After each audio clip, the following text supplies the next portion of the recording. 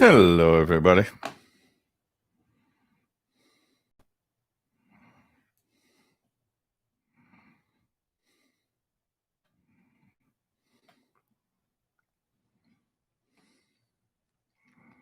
How's everyone?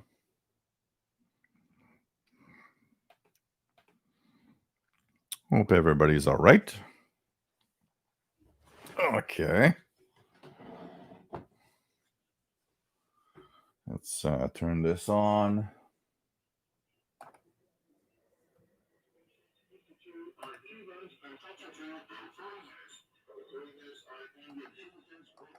Radio Havana, Cuba. Real good tonight.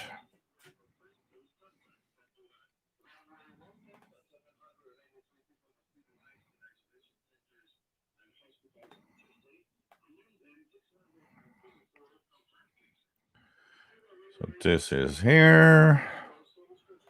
That is there. And here we go. Hi, beer. Of course, I have the same beer as last time. Last time I had this 6-pack. So I drank 3 last time. I got 3 left. So these are the 3 that I'm going to actually have now. So here's one. Cheers, everyone.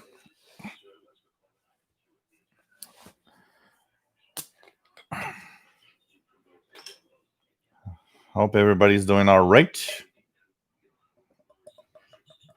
Here we are in the time of maybe closing bars and restaurants again because of COVID and of tons of idiots that just think that it's fake. So that's where we are at this moment here in Quebec. Okay. 6,000 kilohertz needs help of everything. Transmitter, audio, everything.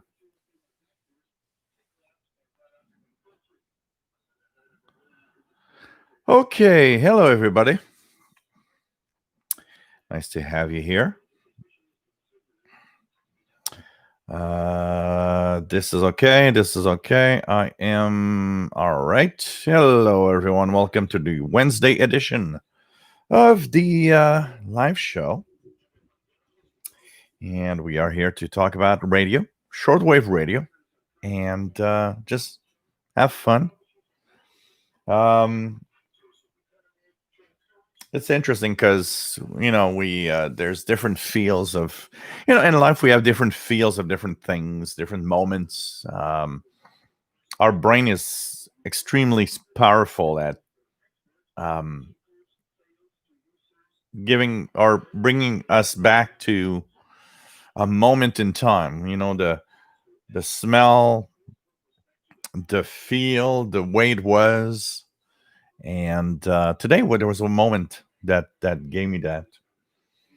I was outside, and the way that the sun was, and there's a song that played from Fleetwood Mac, brought me back to 1986 when I entered college for the first time in September, and I had the feel of the moment. Something new, after 5 years of high school, finally into a new place that's so much different. Life is like taking another direction. And it came up to me that I was in college in applied sciences, which is such a tough and heavy thing to be in. You really need to like science to be in there. If I had one thing to say to anybody that's in science is, man, you guys are so amazing, because I had 2 sessions in college of applied sciences, and it was like so heavy. Not that I didn't like it, but it was like I came from high school where I would not study. It was so funny because a friend of mine, one of my best friends, and we're still today, he would study like crazy to have like, you know, 80% on his exam. And I'd be the guy that just listens and doesn't even, study. And I'd have like 90%, 95%. And he'd always tell me, "Oh, so you studied hard. You got 94% today." No, I did not. I just, went in class and I don't study. I don't look at this stuff at home. I was with my Commodore 64. I was like, yeah, what's that? Study? Who cares? But I have a great memory. That I got to say in life, somebody that has a great memory is probably a winner in advance because you remember everything that everybody tells you. 6 months later, somebody tells you something. It's like, yeah, I remember on February 4th, February 5th, we talked about that. And you said that you were, and then came college. And college was applied sciences. And applied sciences is like a wall. When you don't study, that wall makes you just understand, well, now you're going to have to study because it ain't going to be that easy. And I remember the first few classes because, you're used to high school. It's like, yes, you know, I miss Janet, and well, we're gonna study this course and blah blah blah. In college, it's okay. Open your books at page 46, and now we're gonna look at. And it's like, okay, you could have just said, "Well, hello, I'm Janet," and no, you don't care. It's like, let's just study. And it was so funny because it was for me it was a big shock because it was like, whoa, I got to study now because there's too much information at the same time and I don't remember everything. But today was, it's September. September is here in Quebec is it's that month where you go back to school, and whatever age you are, I don't think you ever forget that. Even when you get older, I'm 51, and all I got to say is whatever age you are, I think you always remember and have the feel when school starts of the back to school stuff. A month ago, I remember looking at some stuff in the stores and said, "Hey, back to school," and it was like I remember I hated that. I hated the ads. Hey, back to school. Yeah, shut up. It was like shut up. It's in a month. I don't want to hear back to school. I'm still in my summer vacation, and I didn't hate school. I was not the guy that hated school. I was not the guy that was picked on because nobody would ever pick on me in school. There was one big guy, but it was very short lived and not very that. It wasn't that. You know, I don't know why. I've always been kind of a little bit. I was thin, but I was always like a little, like a little big. So I don't know if it's that or I was in my little bubble. I was in my shortwave radio world.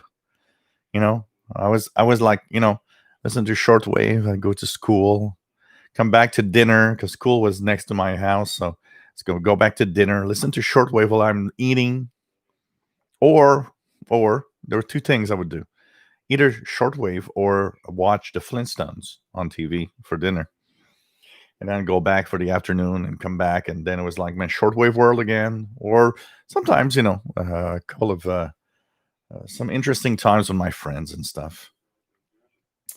And I don't know. Every September always brings back the back to school for me. It's that moment where so much happened, so many things were there, and going back to school, and you know, college has a special meaning for me. It was a moment where I discovered so many things in life.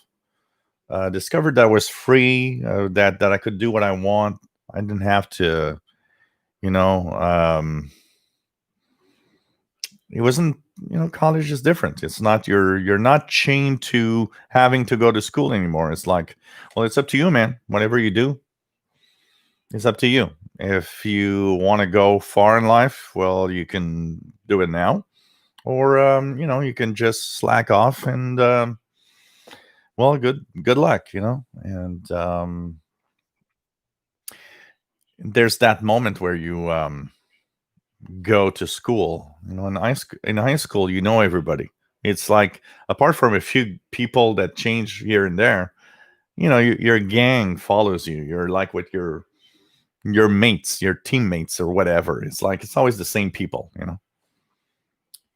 You get to college, and college is like, okay, I know no one. Oh yeah, I know him, and I know her, but I don't know anybody else. It's a new world suddenly, and you feel alone. You feel alone, because you're like, yeah, well, I don't know anybody, and it's funny because I remember one of the things that would happen a lot in college is there was the cafe, the student cafe, and I would go there, and my way of doing school was my first class was most of the time, not every day, but most of the days was like at 8 a.m. was my first class, and I would get there by about 7 a.m. because I would get there early, and I would have a cup of coffee and kind of just chill, prepare myself for what's happening, what's coming up. And it was funny because one of the guys that I went to school with in high school, we never talked, never talked. I mean, I remember him, he remembers me, but we would not be friends. But when college arrived, we were the only people that we kind of knew. And suddenly in college, we talked and we were friends. It was that moment where you understand that, well, I don't know anybody else. So it's like that thing that you need, in life. It's like you need a basic, a minimum of comfortable, or just being, and something, and he was there. And that was part of my college. Me and him, we would both arrive at like 7 a.m., have a coffee, talk about what we're studying, where we're going. We were not in the same, not at all in the same group. I was in applied sciences. He was in kind of social stuff. And it was very different for him than for me. But September is that. And September is, I had the feel today of September being that time change of propagation. I remember Radio Beijing. People today have relays of everything. We go on the air and we listen to relays of Prague and Slovakia and China radio from Cuba and so on. Back in 1986, 85, 84, you had Radio Beijing from Peking, China, or Beijing after, when it became Beijing. And I mean, there were no relays. There was no relays. September, October was kind of that time when, it's that time of the year when I'm going to get Radio Beijing. It was very unique in a feel and the way of being in the shortwave hobby. There's all of that going on, and you're like, wow, it's just crazy. And I don't know, this afternoon there was something that, as I'm starting to watch, and I've got a couple of friends that today was a very weird day because it was like a couple of friends of mine that have businesses. One guy has a restaurant. Another friend of mine has a bar. And they both today were kind of, texting me like they're worried because we're shutting down again, and both of them are in this mode of, if we shut down again and everything closes, I don't think I'm going to live through this, and it touches me deeply because they're good friends, but not just because of that. And I think that's why they also come back to me. Is I'm a guy that has, I've been self-employed for 21 years now. So if you want to know the feel of somebody that constructed a business, constructed something that he has a paycheck that comes from, I'm probably the one that's more sensitive to that issue. So these two guys are good friends talking to me because, it's like, you know, they're both in a mode where, you have any ideas what I could do? How can we can survive to this? And I mean, I was thinking today of, when I was talking to them, I was thinking, man, if I'd be a tech guy in the COVID years, how complicated. I can imagine some of my clients saying, well, I don't want you to come to my place because maybe we'll get COVID and so on. It's complicated times, and I feel for those people that are coming back to me and saying, I think I'm going to lose everything because of this, and I think when you're self-employed, I don't know. I think everybody has a feel for that, but when you're self-employed, you understand all the work that went through all of it before you arrive to a certain level, and it's so weird the moments we're living through, and it's so weird all of that. Anyways, this is a shortwave radio show, and we are live twice a week on Wednesday, 8 p.m. Eastern. That's 5 p.m. Pacific. That's 0 hours UTC. And talking about Pacific, the sky today and yesterday was kind of cloudy, but Environment Canada was saying that these aren't clouds. What we're having, the haze overhead, is actually forest fires from the West Coast. The smoke is creating a haze overhead that blocks part of the sunlight. Now, down, we don't have any problems with the air quality because it's very high up in the atmosphere. But imagine that 4,000 kilometers from the West Coast to here, and we're having kind of a grayish, whitish, cloudy sky, and it's mostly the forest fires from the West Coast that are making this over here in Montreal. Crazy.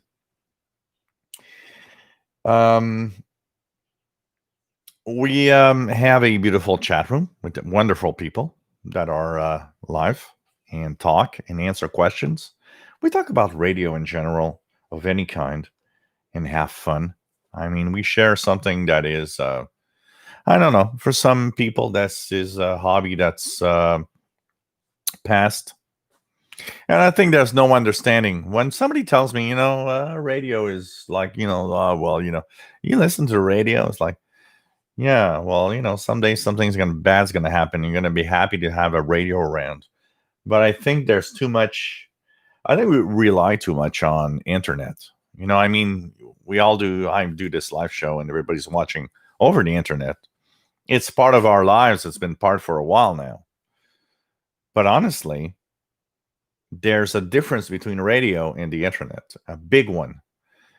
Radio, if all hell breaks loose, radio waves will still propagate because they don't need cables, they don't need infrastructure to propagate. If you send a radio signal, it's going to go and it's going to be there. The internet is a bunch of cables, infrastructure, servers, computers everywhere. Well, break one part of it. And the worst part about the internet today is it was designed that if you break one part, it can still continue. But it's been so much simplified today with only a few places where everything goes through that it's not the same anymore. And the internet can easily be switched off, but you can't switch off a signal from a foreign country. You can't switch off a signal that comes from overseas. It doesn't work like that. The internet does. And sometimes we go to we think about things in our lives and don't realize how fragile everything could be suddenly. And it just takes just a little something to make everything go crazy. And I think even today, we talk about world wars and stuff like that, and it seems like World War I, World War II is so far away, and nothing like that can happen. When in reality, just look how crazy the world is today. It takes a very small thing for everything to just go haywire again. And radio needs to stay because radio is the way everybody can still communicate when all hell breaks loose. And we're going to keep that. Beautiful chat room. There's a fantastic Facebook group, official SWL channel. If you want to continue after the live shows, after this party's done, official SWL channel is great for that. We continue talking about radio, sharing. I love to see what you guys are doing, new radios you're buying, posts of whatever you're listening to.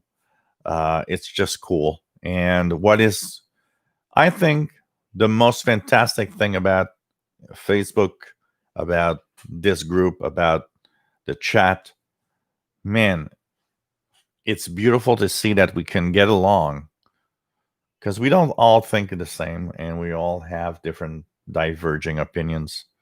But there's one thing, is that radio is our passion. It's something we want to talk about. It's something we want to continue. And this group is cool for that. We just are enjoying and sharing and being together in one of the most wonderful hobbies that exists. And that's radio listening of all sorts. And I want to thank you guys, because without you guys being so gentleman-like and great, well, I want to thank the moderators here and on the Facebook group. Keeps it clean and nobody gets around. Just great people that want to share fantastic ideas and want to be happy with what they love the most, and it's radio. And I want to thank you guys for being great gentlemen. And what do we say? Gentlewomen also. Everybody's fantastic. Men, women. It's just we're here for fun. We're here to enjoy what we like the most. And thank you so much. And cheers.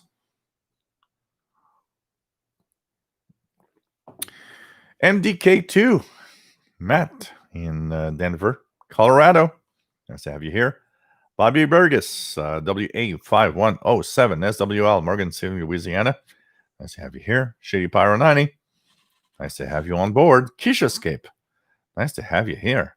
Hunter's Alley Crafter's Kitchen. Nice to have you here. And Massachusetts. Shady Pyro 90, of course, is in British Columbia. Rufus Newt from the Laurentian Valley, Ontario. William Helms, nice to have you here from Florida. Eyebrawler for Arkansas, nice to have you on board. Keegan, XNEDXer, nice to have you here. 86 Fahrenheit, whoa. We had a super beautiful day today here. We had like about mid-70s and beautiful day. It's very windy tonight, though. But and we are this close, maybe Thursday night, Friday night, we're this close from having our first frost. In Montreal, I don't think it's going to happen. But just north of Montreal, I can tell you it's going to be it's going to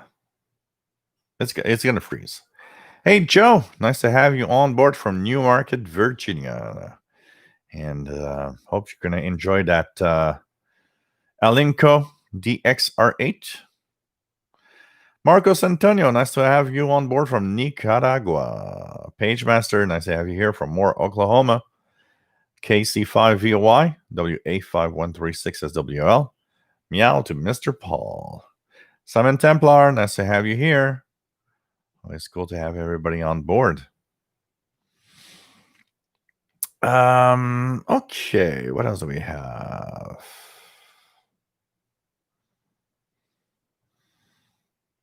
What else do we have? Christine Chun, nice to have you on board from Fiji. Pretty cool. What else do we have? Keisha Escape. It's not falsely hype. It's pretty crazy, I can tell you that. What else do we have? PageMaster has 35 states to go for all states from parks on the air. So you know what? Don't go for it. We want to see that diploma.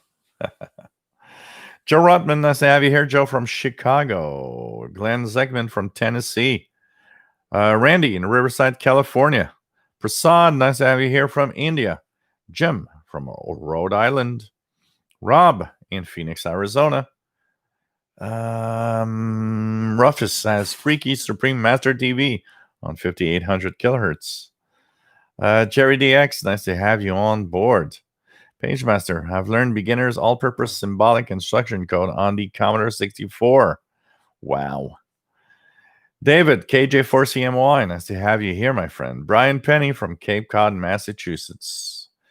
My undergrad was geophysics. Wow. David's getting remnants of Sally with raining, and more raining. Wow. Joseph, nice to have you here from the San Francisco Bay Area, California. On planet Earth? You sure you're on planet Earth? Nice to have you here. Thomas Olson, nice to have you here. Bill, nice to have you on board. Northern Dawn, college for me was pretty demotivating. People never small talked and just studied in silence. It's college is very unique because college is so you go to high school. Most of high school, most of the people follow up, and you get to college and you don't know anyone, and it's up to you to be. I was introverted a lot, so it was like going to college for me was like, okay, nobody talks to me, and I'm not talking to anyone. But I was in applied sciences, so there was like labs where you had to be in teams. So I had to make up teams with people. That was like, I don't want to be in teams. I want to be alone. And we would do experiments in chemistry and physics and so on. I still remember one of the best moments. Imagine I'm not like this. Imagine I'm the opposite. I don't want people watching me. I don't want people, knowing what I do. I'm in physics class. And the first ever experiment we do, which is calculating the speed and the angle of a moving projectile. We have, and this is showing you how old I am suddenly. We have to send a projectile, and we have a Polaroid camera, that takes several shots showing the trajectory of whatever we were sending out on a photograph. And it's like you got to do that in front of everybody else. And I still remember, I'm introvert. I don't want to be the first one to go, but I understand everything that's happening and what it was explained. The teacher asked me one question, and she says, well, since you understand so well, you are going to show the class how we are going to do this experiment. And I'm like, really? I'm going to be the first one to do the experiment while everybody else is watching me this close. There's no social distancing back then. It was like everybody's like here. It's like, what are you doing? And I was like, so intimidated. It was crazy. I was like, pissing in my pants.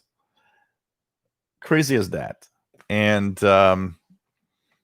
I did the experiment, the pictures and everything. Everybody's like, wow, you're the champion and blah, blah, blah. And I'm like, yeah, I'm so glad this is over. And now it's you guys' turn. So, and in one way, it was like, I don't want to be the first. But then again, being the first means now for the next 3 hours, I don't care. All of you guys are doing it now and you're all pissing in your pants. But it was, I was not the same person I am today. And it's so it's something, I still remember we were in chemistry class. I'm sorry, I don't want to talk about some of these. I'm in a mode where I'm talking about so many things. I'm in chemistry, and I'm telling you guys, I am with a very beautiful girl teamed up, and it's just by chance. She's the one on the other side of my table. And when the teacher says, you got to be a teammate with somebody, she looks at me, she says, want to be teammate? Oh, okay. Why not? It's not complicated. I don't have to go and search. It's like, she's there. Okay, cool. Fine. And she has a boyfriend that is extremely jealous.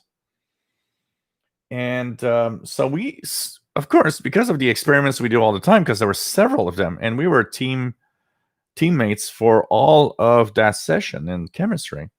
So we did every experiments together. And her boyfriend is there all the time, every time we're out of class. Like, yeah, who are you? Are you effing my girl? No, we're just doing chemistry class and experiments. And she's always like apologizing because she's like, yeah, I'm sorry about my boyfriend. It's like he's really going crazy. And, when you're close to me, it's like the first question he has is, well, what have you done last night? He was very close. It's like chemistry experiments. That's all we do, And you add to that, to the fact that all my friends in college were like, oh man, you're so lucky. She's so pretty. It's like, hey, we're just doing experiments in chemistry. There's nothing else happening. That's all. That's all. And her boyfriend is a crazy ass that's gonna, punch me in the face if I do anything. So it's like, no, there's nothing happening. And it's just so funny. But we're doing our experiments, and one of the experiments is reduction. I don't know, a lot of terms I don't know in English, but it's like we have to do reduction of a of a mix of, and at the end you have a powder, which is, I don't remember what, that's inside that liquid. And we have to say how much grams it's supposed to weigh. How many grams of that powder is. And of course, everybody has the same experiment. So everybody should come to, 7 grams of that. We are at the end of the experiment. And we're like, we did everything. We have to put what's left in a oven, like a 500-degree oven for like half an hour to have the result. And we have to take these really long tweezers to actually go in the 500-degree oven to pick up the little tiny thing and bring it to our table, and then put it on a weight to measure how many grams are of that powder. She takes it out of the 500-degree oven, and as soon as it's out, she drops it on the floor and it spreads everywhere. And I'm like, okay, no good. There's not going to be any results here. And she comes back to me. She says, I'm so sorry. I'm like, hey, you dropped it. You dropped it. Like it could have happened to me. It's not your fault. So because we had some really good grades, teacher comes up to us and says, well, yeah, that's unfortunate, eh? Anyways, I saw you guys doing the experiment. You were doing it well. Just put 7.5 grams in the exam and the report, and it's gonna be okay. But man, that was the moment where, like, yeah, the results are on the floor. I remember we were sweeping the floor with with a brush, trying to see if we can actually gather all the stuff and put it on a little plate so we can actually measure on how much it weighs. But it was like, forget it. It just flew everywhere. One of those moments when you're young and you're like, yeah, I still remember today. And I still remember her face looking at me like, okay, because of me, our experiment is crap. I'm so sorry. And I remember me looking out and it's like, well, even if, because I still remember, I said, in my head, it was like, well, we got 0 for this because we dropped it. It doesn't matter. I'm still passing my class. So, who cares? I was more of that. She was more of competition. We have to do something and we have to have the highest grade and blah, blah. I was more like, well, I'm still passing my class. I don't care. It's on the floor. Who cares? But the teacher was really nice. So it's like, yeah, well, just put 7.5 grams. It's going to be okay. Some of these moments that you're just like, wow, okay. Okay. That's another one was in philosophy class. So I'm in philosophy, and I'm with I meet a couple of friends, and we're talking, and the teacher. I'm wearing T-shirts that always are very easy to identify. So it's like they have cartoon characters on them. It's like if I was wearing a Bugs Bunny shirt. So it's easy for the teacher to everybody's wearing a blue shirt, but I'm wearing a Bugs Bunny shirt. Who the hell to think that the teacher's gonna choose to go on the front of the class to explain something? Hey, you in the Bugs Bunny shirt, you're good. Come and explain why this. And I'm like, oh God. And everybody's like, wow, she is always choosing you. She's got something for you. It's like, no, I'm the only one wearing a shirt that she can identify. So that's why I'm always the guy that she wants up in class in the front. And it was like crazy. And it was like, yeah, blah, blah, blah, blah. Last class, she looks up at me. She says, so you've got a AU with the Roadrunner shirt. You understand really well the positives and the negatives of this conversation. Come and explain it to us. And I'm like, I'm in front of the class, and I'm like, and I write. My writing is the worst writing you can actually understand. If I write something to you guys, nobody gonna be able to read it, and that's how I'm writing. And I remember she's telling me write bigger, okay. Try to go slower because it's like I don't understand what you're writing. In my head, it's like, can this just get over? Because I'm really, really pissed off. And true story. So at that time I was 18. I still remember we had an exam, and I don't remember exactly what happened. I couldn't be at the exam, and I had to have an excuse so I could do it alone. And so she came back to me. She says, I understand. It's okay. Come to my office on Saturday. And I went to her office on Saturday. I did the exam. And when I gave up the exam, she said, I find you super sexy. If you ever want to do something, give me my phone number.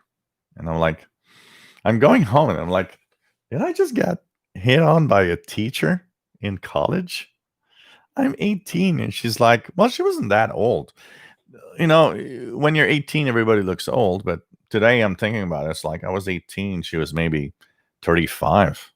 I don't think she was very old. She was in her 30s. I don't think she was more than her 30s. And I think about it today. I was like, I got hit on by a college teacher. Really? Okay. That's weird. I was in my little bubble. It's this kind of things that you're like, what? Isn't that isn't that what happens in movies or TV shows? That everybody's like, oh man, you're so lucky. And it's like, no, this is actually weird. Okay, I'm sorry. I shouldn't have gone there. Jeff King, nice to have you here from Jacksonville, Florida. William Moser, nice to have you here. Simon Templar in Portland, Oregon. Even though it's very smoky from the 38 wildfires here in the state, I mean, you know what? We have a sky that is kind of blocked because of that. 4,000 kilometers away. Pretty crazy. What else do we have? Brian, it all worked out. Wouldn't change a thing. Joe Summerton, US. Nice to have you here from Brazil. Yeah, I wouldn't change the thing either. I think some of us would like to change some of our things of some of our lives in the past. For the most part, I would say I don't want to change much of my life, except I think for a lot of us, um, we would have liked to be back and redo it all again, but with the knowledge we have today of more, of our adults. I think that's what, you know, that's pretty much it. Ray Carlisi, nice to have you here from New Jersey. VT Radio, AA1SU from Essex Junction, Vermont. Pretty crazy, though. Pretty crazy.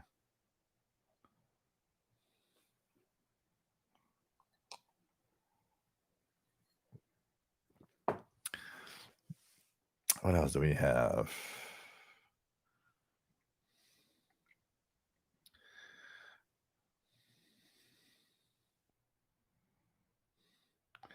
Glenn, where's Mr. Paul? He's sleeping in the bedroom, actually.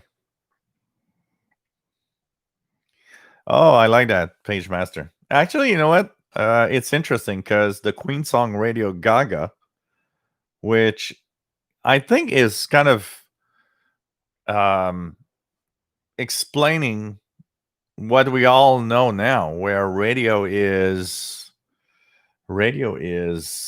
going berserk, basically. You know. Hey, Max Strong, nice to have you here. James Johnson, 11-meter, but dang storms. Gust any to come down. Darn lightning.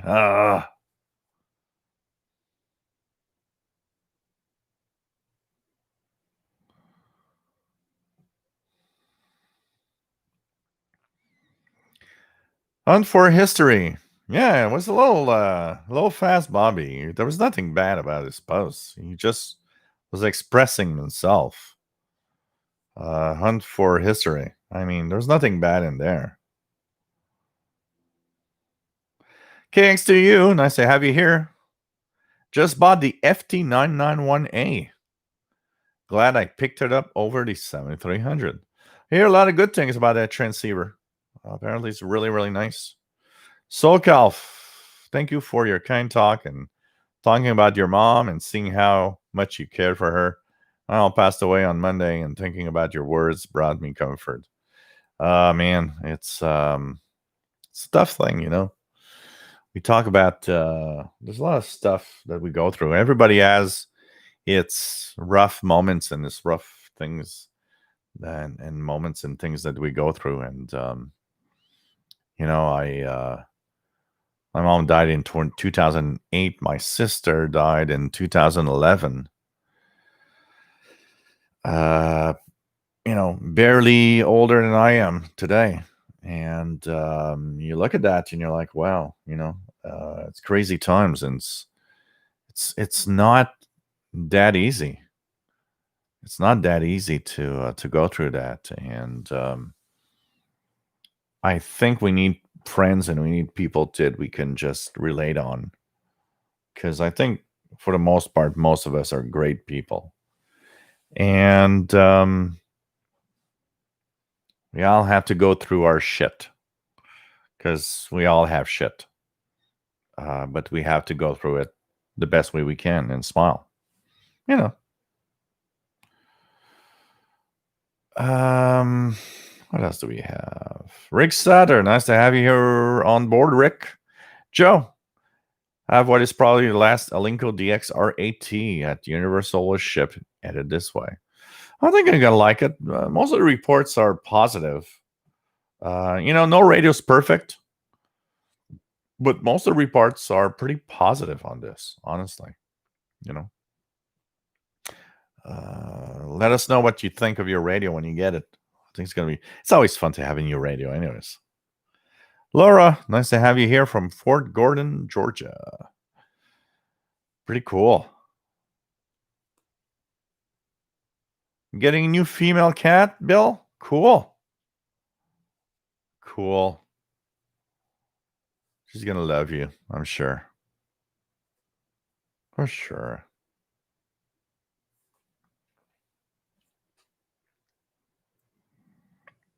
Al, nice to have you on board from Seacliff, New York.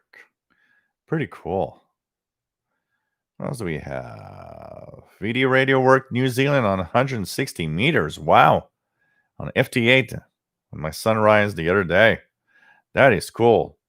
That's where you see, because it was interesting. I had a comment this week on the channel that was like, well, there's no sunspots. I don't know why you guys are turning on the radio. And it shows you how ignorant that is. You don't know what you're talking about. If you're turning off the radio when solar activity is low, you don't understand what radio and shortwave is all about. Because I will say it again. Some of my best DX I've done in the low part of solar cycles, actually. Tom DXer, WPE2QED from Hudson Valley, New York.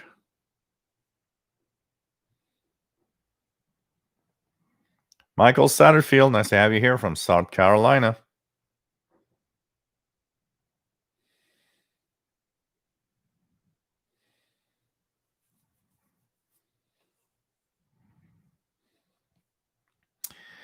You are welcome, Hunt for History. Where are you located? Moria 330, nice to have you here. James Johnson, what? No Kodachrome? VT Radio, what's on my shirt? Oh, it's a CKUT shirt, actually. Let me just see if I can get up a little bit. So it's one of those when there was a fun drive at CKUT 90.3 FM in Montreal.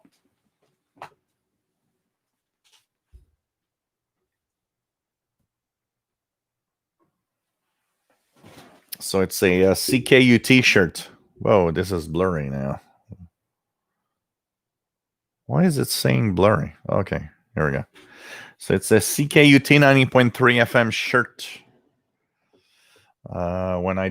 When I actually gave some money for the fund drive a couple of years ago. So that's what my shirt's all about. Yeah, Shady Pyro 90 would be ashamed. Arthur's Crafter's Kitchen. What are your thoughts, Jill, on the Voice of Vietnam relay stopped on WHRI might signal a trend? So, what I know about the Voice of Vietnam relay on WHRI is that it's not Voice of Vietnam that actually shut it off. It seems that WBCQ purchasing WHRI decided that all of that is ended. So it's not a Voice of Vietnam decision. I have been hearing that WBCQ will be shutting down WHRI. And I've been looking at some reports because a couple of people have been trying to get Voice of Vietnam direct and not being successful. So I'm a little scared about that. And that's why I think everybody should write to um, Voice of Vietnam, let them know that, leaving shortwave, honestly, and I'll ask you guys this question.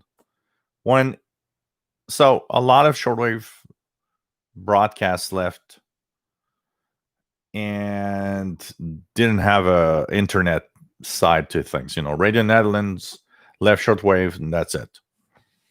There was no internet side to it. And a lot of stations did that.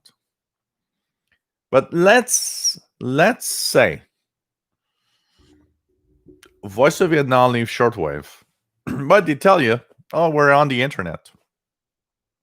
How many of you are going to listen to that, actually? I don't think I will. Not because I don't want to. It's not the same thing. And I don't see why I should listen to.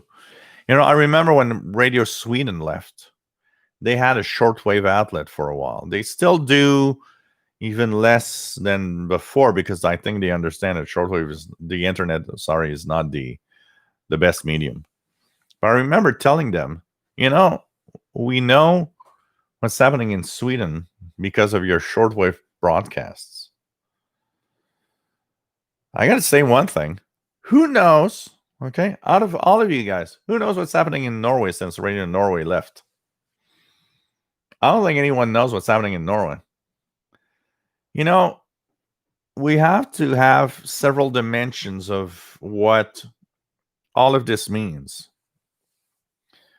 Shortwave is a mean to give news, to give information to areas that are not getting it.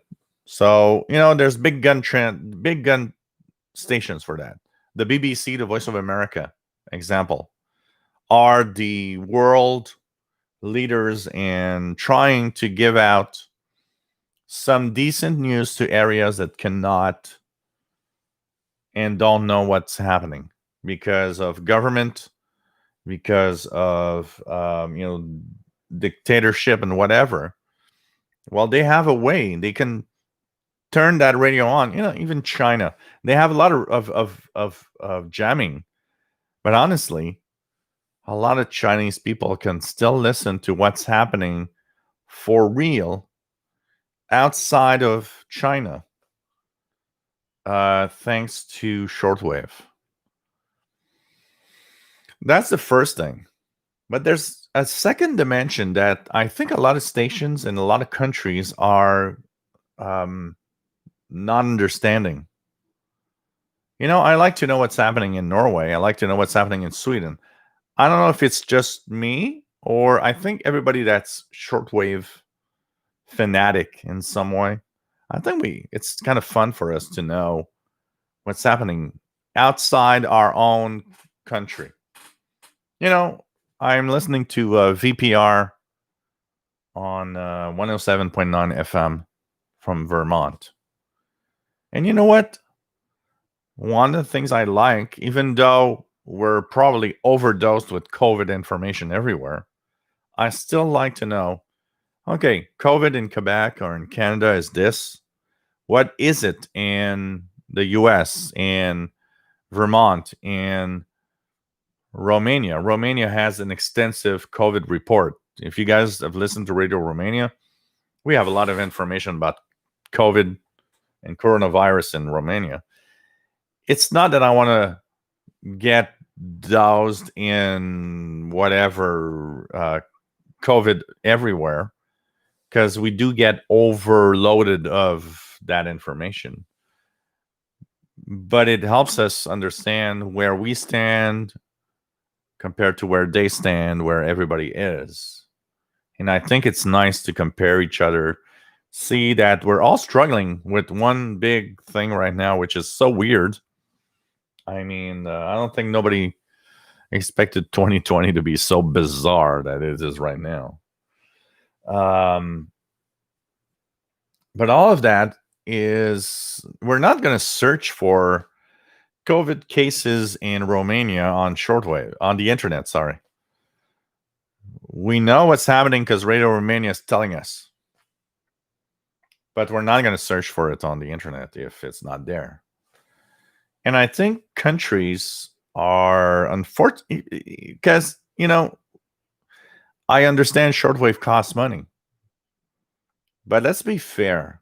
When we look at the overall budget of our countries, shortwave is, here Radio Canada International was one of the most efficient shortwave service of all of them. When they left, if I remember well, it was $16.5 million a year. I mean, on a budget where Canada is in the billions, 16.5 million. We're gonna cut that because we're gonna cut it. It's useless, and it's the short-sightedness of a lot of people not understanding what broadcasting is all about. And you know what? It's sad because the Cold War brought us. We need to know we exist and talk to each other. Cold War disappears. Well, I don't see why I should pay for this shortwave service anymore. What has changed exactly? I mean, yeah, okay, where I understand that there's no, communist versus the West versus whatever. But why did countries that are our allies, actually, let's call it like that, because, I don't want to create any war of any words of anything, but why suddenly are you stopping? Why are you suddenly thinking it's not useful? When if you want the world to be united as one voice, the best thing is to understand what everybody's voice is all about. I like to know what Argentina thinks and talks about world events. I like to know what Romania thinks of world events. I like to know what the US thinks of world events in Canada and whatever, because that's how we can understand each other. And shortwave was amazing for that. It was amazing because it could help us understand why you are like that and why you are the way you are. And then you decide that that voice is not needed anymore. And I think it is. And you decide that maybe, oh, well, on the internet, you'll know. Well, I haven't Googled Norway in a long time. I haven't Googled Sweden either. And I mean, what I mean by that is not that I'm not interested in it. But when a voice is coming to me with your own country's interests, it's different than me thinking I should Google what's happening in, the Vatican State lately. I'm not gonna have that idea. It's not a question I don't want to know what's happening. That idea won't come to my mind. But if you're sending it to me, I'll be someone listening to it. It's crazy. Kamaxi 76, nice to have you here. Supreme Master sounds like something Kim Jong-un would make his citizens call him. Estrella Garcia, nice to have you here, Estrella.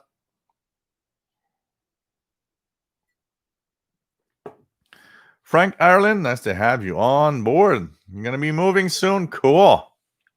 Not too much noise, I hope, for you.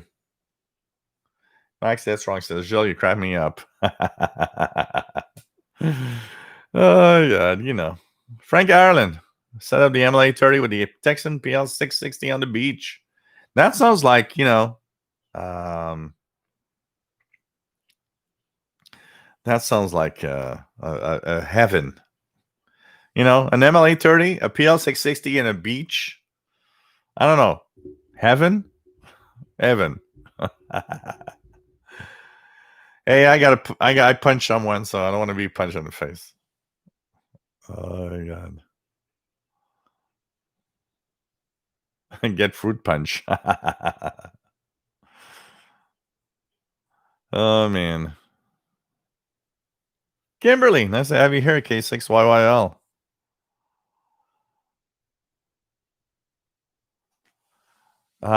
So in college I went to I started off in applied sciences, and I ended up in electronics, and that's pretty much what I have. Um, hey, Watcher Vlogs from the Philippines, nice to have you on board. You can shout out anytime you want. Casey Red Dragon, nice to have you here. Max Estrong says, Julius, a shortwave stud. I like that, a shortwave stud. Oh, God. Yogi. Oh, man. She watched too many bad movies and should have listened to shortwave instead. Oh, God. 8675309. Oh, man. That song. Yep. Chuck CB Davis, nice to have you here. Oh, man. Pretty cool. Gasya Pavlova, thank you very much. Where are you located? Dan V, nice to have you here from Ohio and AWJZ. Nice to have you on board, my friends. What else do we have?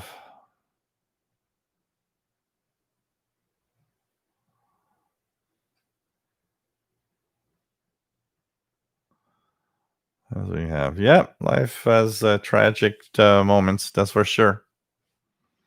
Shelly, nice to have you here.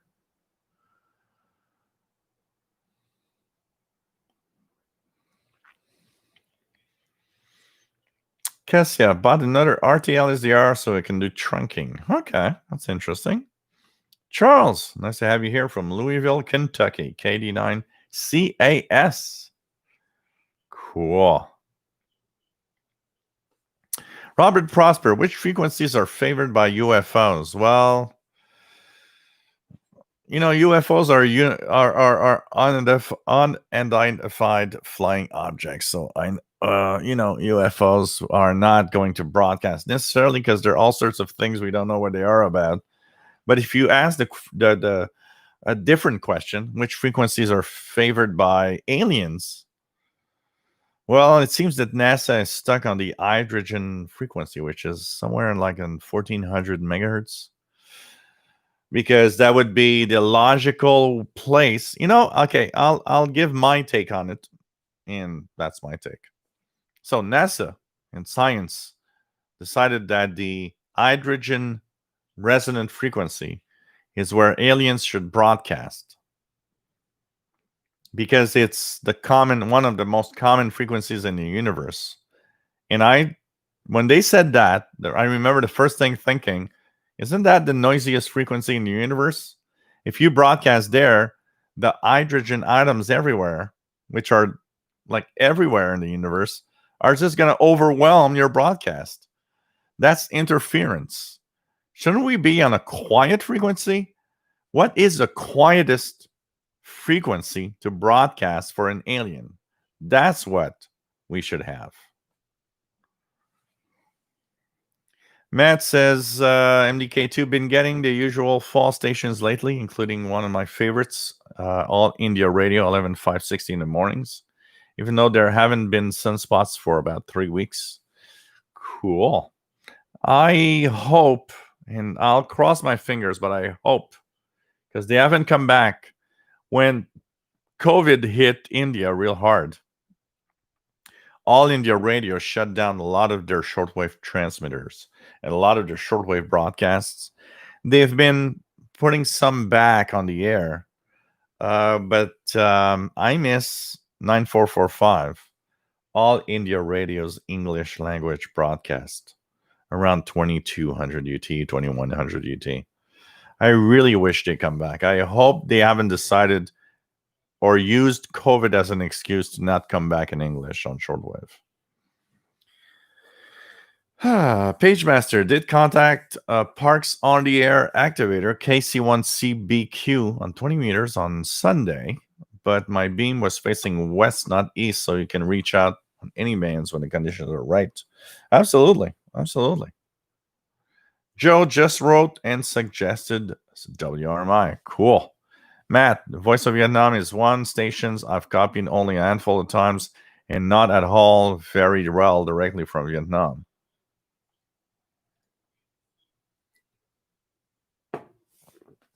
Of the dawn, my thumbnail makes me look drunk. So be it.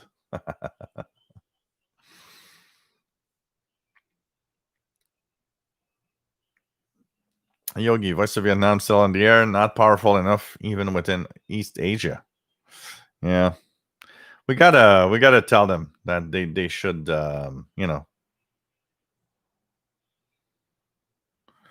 Matt MDK2 says, unless a big story makes international news, you're right. Who knows what's happening in any of those countries? Exactly. Nobody knows. In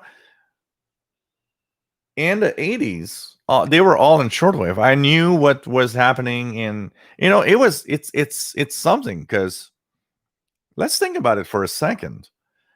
When Radio Sweden was on shortwave, I knew what was happening in Sweden. I knew what was happening with Swedish politics, and it was part of my knowledge, understanding what you guys are going through. Imagine having, I don't want to be, and let's not talk COVID too much here, but Sweden was in a different spectrum of how they dealt with the coronavirus. Wouldn't it have been interesting to have Radio Sweden every day, or at least a couple of times a week, that we could listen in and see what we did here with COVID and what they're doing there with COVID? And can we compare on how it's happening exactly? I always thought of Radio Sweden as being a pretty open and broadcaster that just said whatever they wanted to say. I think it would have been fun. I would have been interesting. I would have been fascinated in listening to all the countries that were on shortwave 30 years ago. Today, with COVID and the lockdown and what's happening in our respective countries, I think it would have been super interesting. Instead, all we know is, oh, you did that, but I don't know what's the result. You did that. I have no idea what's the result. Radio Romania, like everybody, we're all tired of hearing about COVID. I think we can all agree that COVID is a pain in our butt right now, but it's our lives. We're stuck in it. But you know what? When Romania tells me how they deal with COVID, it's not the same thing. I'm interested. I want to know how you're dealing with that, because I want to see how you're dealing, what's happening, and how it is compared to me, to Canada, to the province of Quebec, and so on. So, there's COVID and COVID. There's always hearing about the same darn idiots that never do whatever they have to do, and the same damn conspiracy theorists that think that, whatever. They're probably all on WBCQ anyways, doing that, last chance thing. I want to know, and shortwave's the perfect medium for that. I just want to know, with no idiot's opinion of whatever you think, no comments of any kind.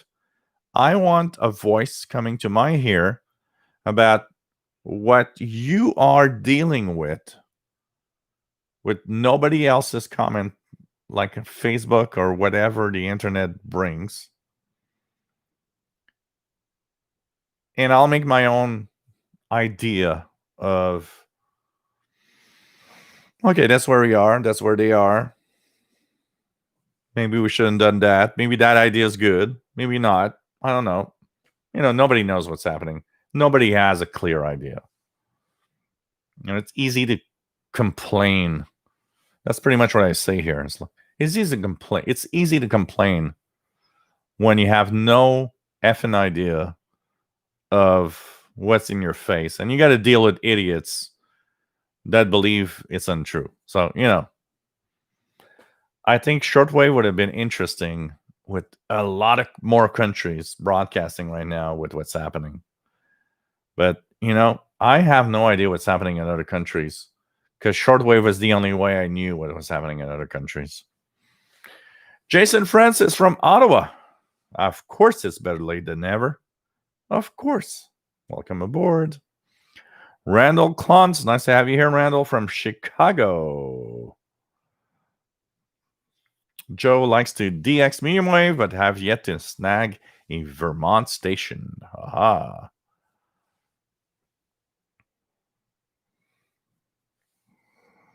RJDA Dakota. New Zealand seems to have such a report. What else do we have? Hey, Harry. Nice to have you on board from Vancouver. I am well. Robert Prosper. Way too many choices on the web to surrender. I'm not gonna. I've never. Okay, serendipitously. I'm sorry. Stumbled upon Norway news. Yeah, I think we have to. On the internet, if we're not specific, we don't really know.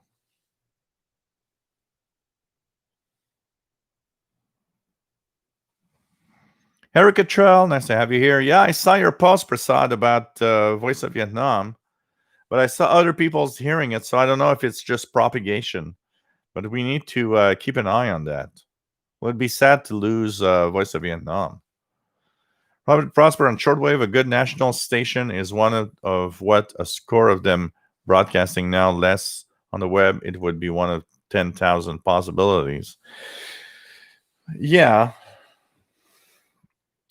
Yes and no. I don't know. Maybe that's what shortwave is about, is being able to direct a voice at us that we would go through and find someday. Well, the internet, it's true that it's a gazillion possibilities of everything. It's a complex thing, I gotta say.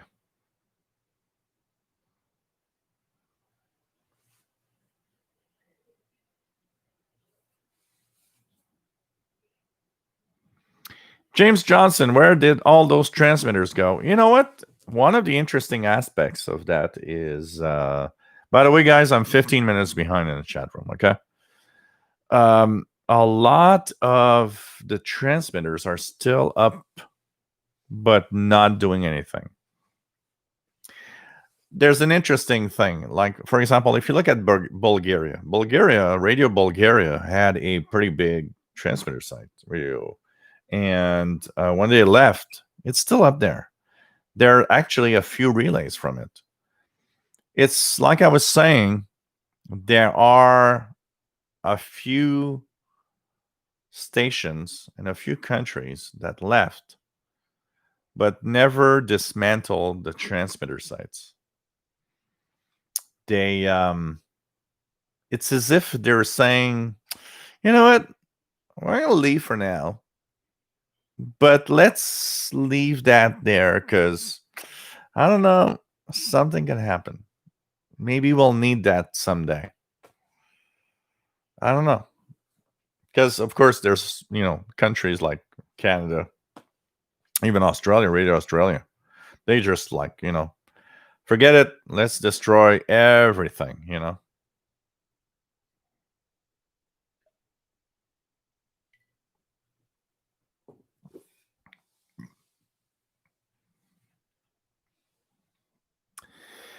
Joe, that's the interesting part of it is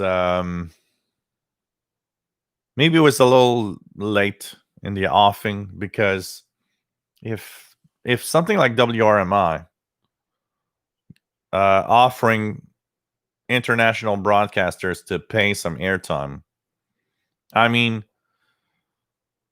look at Radio Canada International. Okay, let's go back to this. So when the last year they broadcast, they had a $16.5 million budget. I mean, it would have been a joke to pay WRMI to have Radio Canada International on shortwave.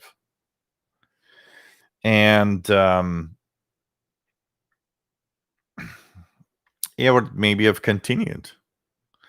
Now, I will say, and I'll be very honest, what Radio Canada International was when I heard them in the last few years, I personally called that a big joke because it was not RCI from the 80s when I listened in. But still, you got to understand that you got to produce a program. So there's cost to having people making something. But paying WRMI and all of that, it was not, it would never be close to, $16 million. So, it's interesting. Shitty Power 90, remember when Radio Toronto left the airwaves, though it was gone for good? Thought it was gone for good, but it may come back. Yeah, and they have a relay here on WRMI also,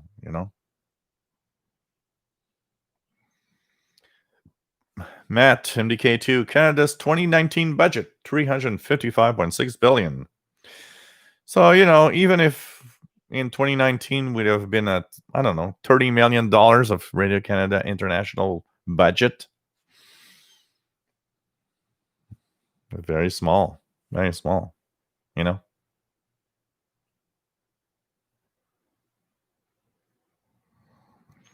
James Johnson, but I think California went back on that.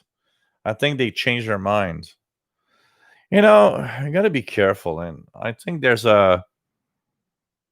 where we are now, there's a misunderstanding of what radio is all about. Too many people think that radio is an old thing that is useless. And I think it has to do a lot with the fact that no one ever suffered a blackout of internet due to politics or whatever. We've got tons of examples around the world of where countries went haywire and people were using the internet and text messaging on their phones to gather and make big demonstrations. And the governments cut that to make sure that people can't communicate. I think what is missing today is the understanding that radio cannot be cut. You can cut a country's voice. You can't cut the other voices around that are broadcasting to your country. So if tomorrow morning, let's put at a worst case scenario that isn't there. Let's say that North America tomorrow morning is totally haywire. I mean, it is anyways, and the worst part possible. Internet is shut down. Internal voices within our country are shut down. I got in the past so many people telling me, well, you're the bearer of we're in democratic countries where this is never going to happen and blah blah blah. I'm sorry, but I live in Canada. I see the voices within my own countries that are very different from province to province and from different political parties. I look at what's happening in the US. No, we are not immune to something really bad happening. We're not. Actually, with what's happening right now, I think we're even closer than ever before to showing that our countries that we think are open voices that we should always rely on are just on the verge of that moment where things can go really bad. More and more voices are being extreme in what they have to say. Well, you know what? Just put yourself in tomorrow morning. We wake up and Canada and US are in total chaos. What's the first thing that's going to happen? Your local media that you listen to is not there anymore because those people are going to shut it down. And we think it only happens in countries like in Africa or little countries. And it's like, no, no, no. I'm sorry, but the more I look at our society that's happening right now, the more I am what is probably a big problem is, you know what? We're not that far from a possibility of everything going berserk.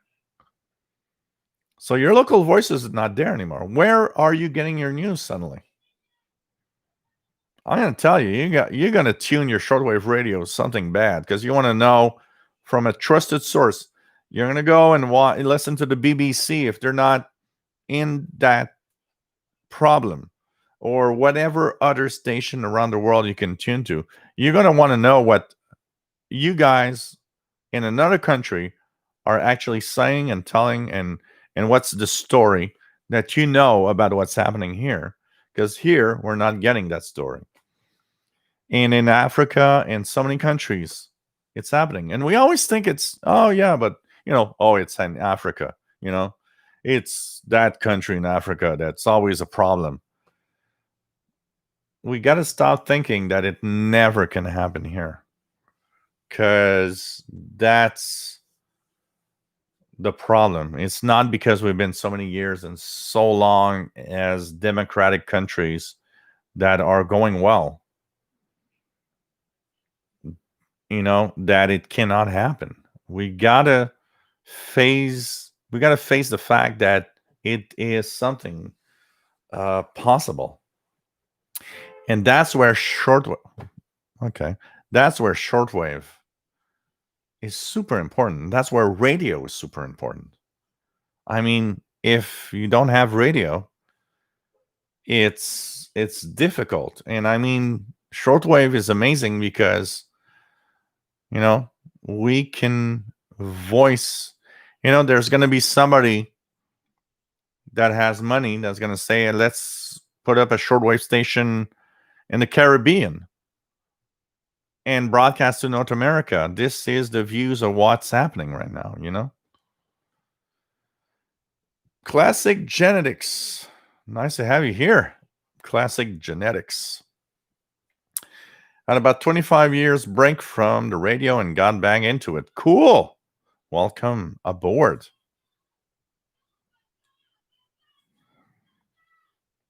I don't have a hack RF case yet. It's crazy what's happening.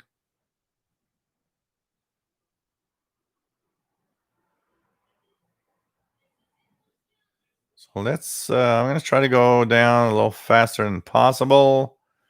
Okay. Let me go down, let me go down, let me go down. Okay.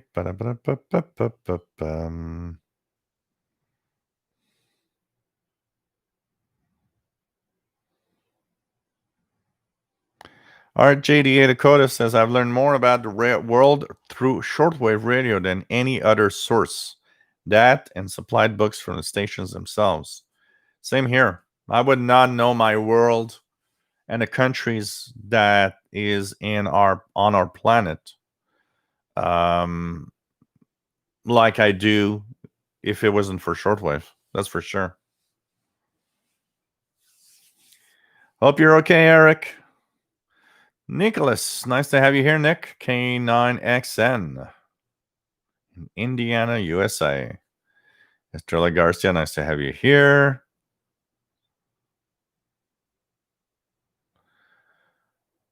Tierlach Lugus, nice to have you on board. Glad to find your channel. I'm from Philadelphia. Live in Sonora, Mexico. Nice to have you here. Cool.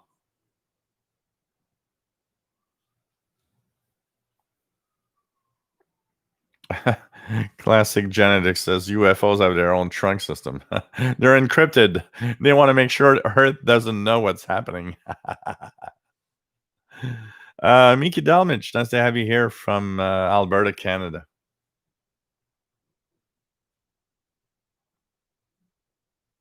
James Johnson, question: do you think that hams will be able to listen in to comms from Starliner or next trip to the moon? I understand they are using a phased array antenna in the ship. I don't think that there's a you know an intentional way of being encrypted or not when they do these types of communications. It's mostly because they're trying to find what's the best way to communicate. So it's just it's everything is open. There's so much of the star system and the spaceships and the that we sent out, and so and a lot of them were not encrypted or anything. It's just that the fact that it's far away, that it's like you could listen in on the Voyager spacecraft if you wanted. It's just that 5 watts from 2 times the distance of Pluto to your place, you better have a hell of a good system to listen to that. Even NASA has a hard time getting the signals. It's a question of having the technology to receive the signals more than anything else. So, Magazine 76 says, I'm pretty sure I heard aliens on the frequency before, but they were talking about their prostates and kidney stones. Kasia Pavlova, I'm using an ML830 loop. Yes. Hard to get a coder used to pick up all in your radio, 9445 and 11620. Same here. I missed 9540. I missed 9445. I hope they come back. Erica Trell, this is one reason to listen to RCI and find out about Canada. I also listen to the CBC Northern Service as well. 4215 KC Red Dragon is, let me just check it out here. It's, what do I have here?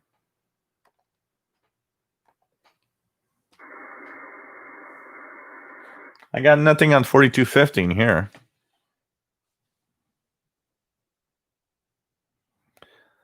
Yeah, Voice of Greece, 9420.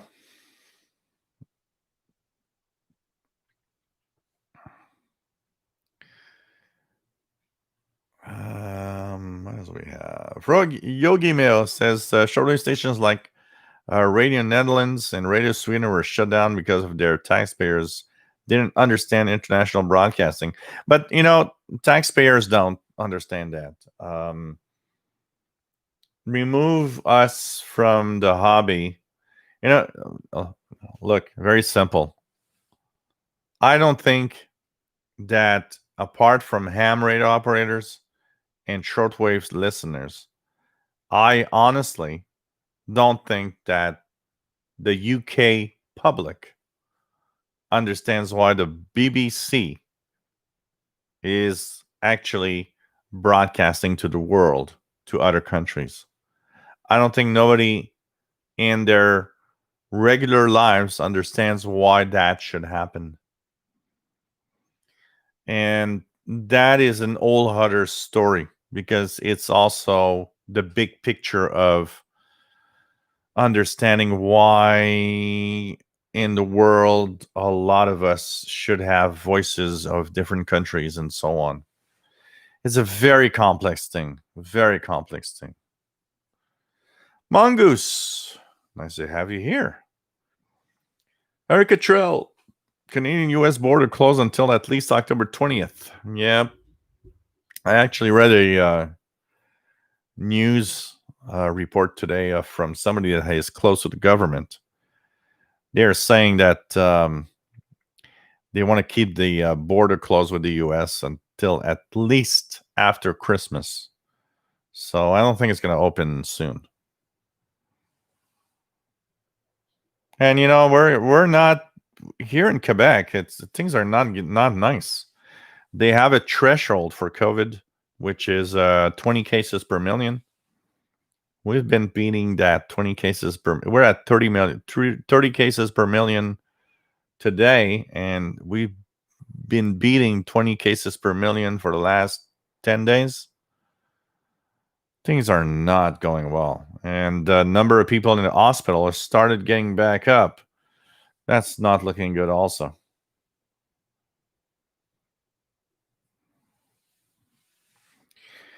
Joe, the internet says it takes work. Click, search, read, click, search again. Yeah, absolutely. Radio does also, but it's kind of different. It's not the same thing.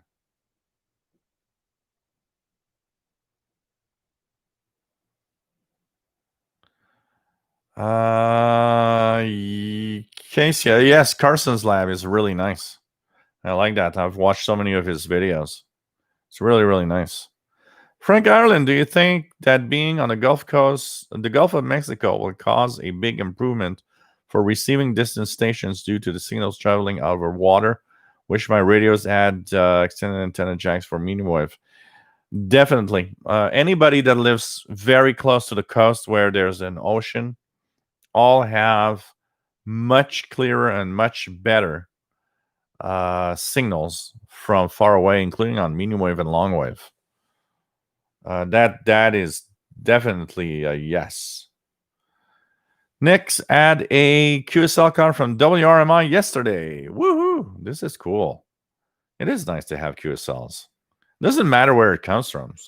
It's always nice to have QSL. Robert Prosper. One electromagnetic pulse and no internet. Absolutely. Absolutely. It goes really fast. It's a very surprising thing.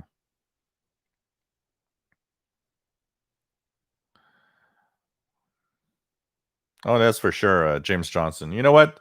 I've been limiting my news intake for like about. So I wake up in the morning. I check the news online, like my news sources online. I look at what I want to know is the number of cases we have in Quebec. And then I shut off the news, and it's like I'm somebody else and I'm doing other things and I'm not watching anything. The 24-hour news channels are the worst. It's like COVID 24 hours a day. It's enough to drive you nuts. Completely nuts. Chrissy Freitas, nice to have you here. Just got off from break and back to work with some hot tea. Cool.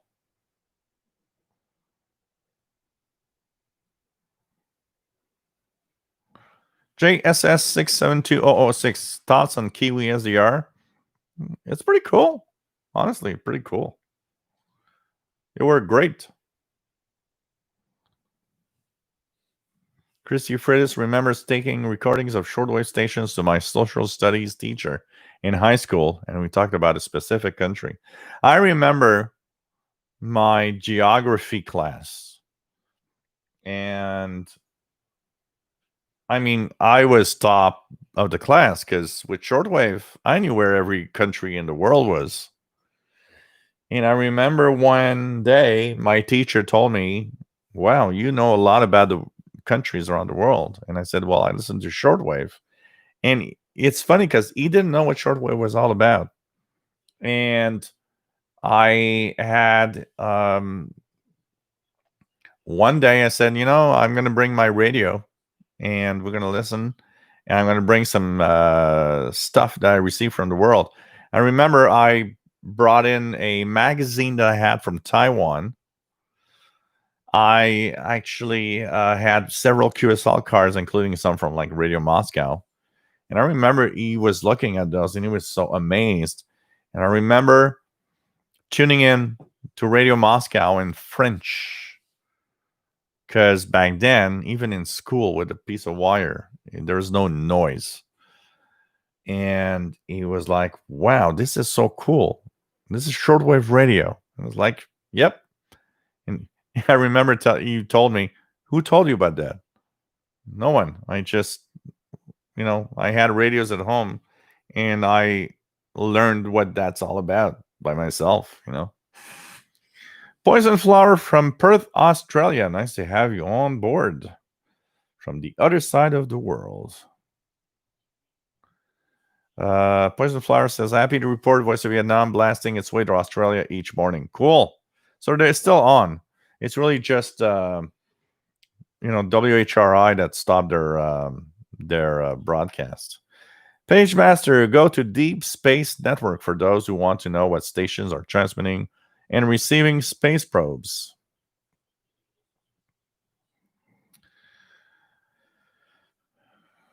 Page Master, I will never get tired of listening to weird and strange signals on shortwave. Yeah, same here, I think.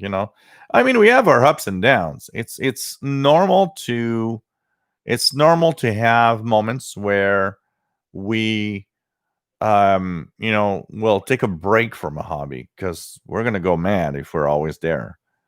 But it's really cool to it's cool to listen to signals from everywhere and all sorts of weird signals. George 2000, nice to have you here from Massachusetts.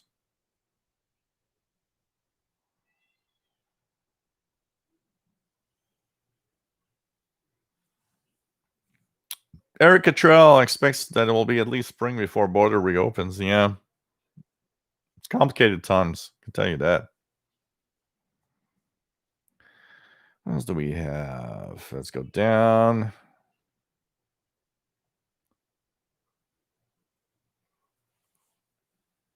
Eric Cottrell, my state releases numbers around 4 p.m. Yeah, here it's 11 a.m.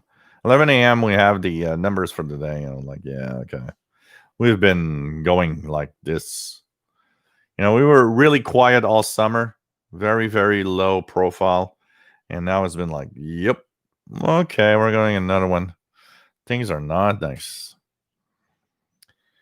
ChemXZ76, with an EMP wipe out all electronic devices, whether they were on or off, or just ones that were on at the times.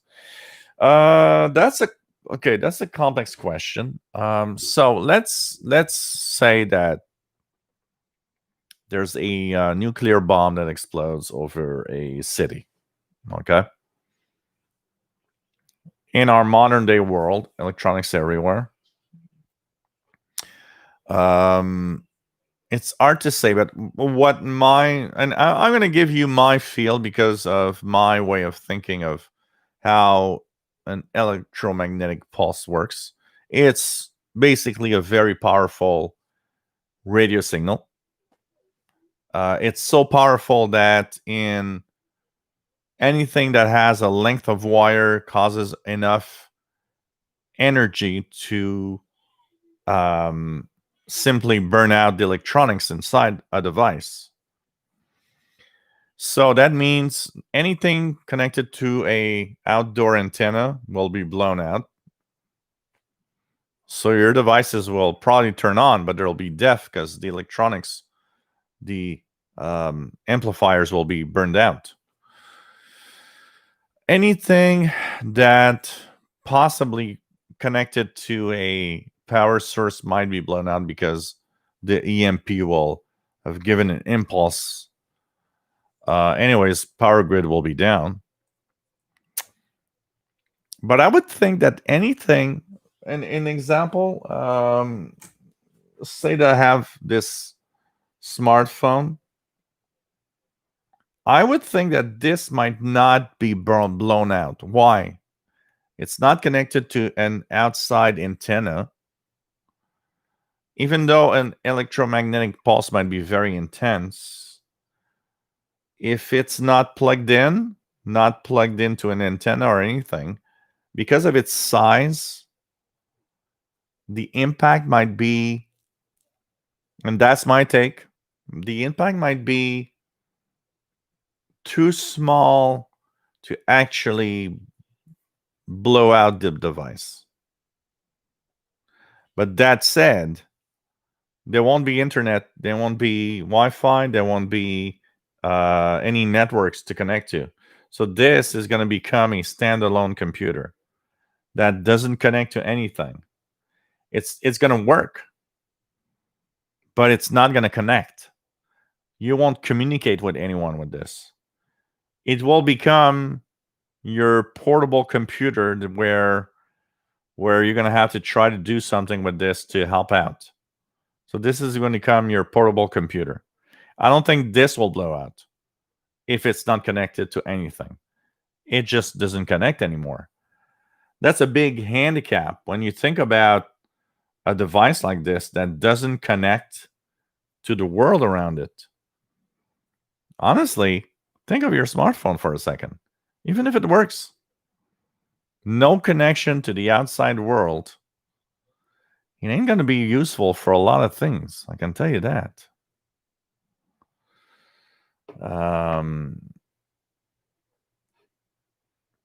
If you have older devices, and I think people that have, like, even if it's connected to an antenna, devices are going to survive are going to be tube radios. Tube radios are like,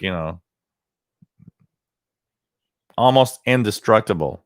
An electromagnetic pulse is not enough to actually blow up your tube radios. They're still going to be there and work even with an outside antenna. It's a complex thing. It's a complex thing.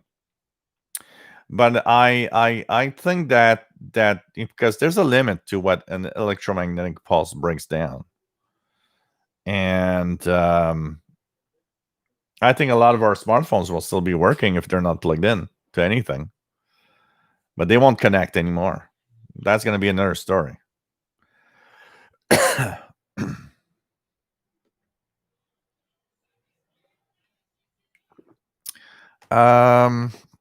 Glenn Zekman, gel plus an electromagnetic pulse besides no internet, but also remember no shortwave radio. But let's check out one thing here. So at the time of the EMP, maybe the ionosphere is going to be destroyed for a while, but it's going to rebuild itself. And if your antenna is on if your radio is on an antenna and it's transistorized, that might be blowing it up. But a tube radio, a tube shortwave, a good old tube shortwave, that's still going to turn on. That's still going to receive. Give it the few hours or a couple of days for the ionosphere to build itself back up correctly. It's going to be very quick. The shortwave propagation, think of an EMP, the equivalent of a solar storm. It's temporary, but the ionosphere is building itself quite quickly. And in a day or two, shortwave is back. Get yourself a tube radio that survived, shortwave is back.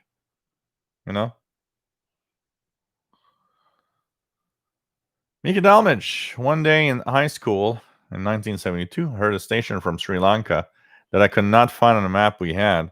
I asked my teacher if he knew, and he did not. A few days later, I found out it was known as Ceylon. Oh, yeah, because they had changed their name. It's like Africa. There's so many countries that have a different name. I was watching a World War II documentary where they were talking about Abyssinia. And you're like, Abyssinia, where's that? Well, it's because today it's Ethiopia. So today we know Ethiopia where it is. But if you tell them, hey, there was a place called Abyssinia, and it's like, what? What the hell's that? Yeah, well, it's today's Ethiopia, It's like Manchuria. It's like Chinese Manchuria. What's Manchuria? Really? What the hell is that? Oh, okay, it's part of China today. Okay.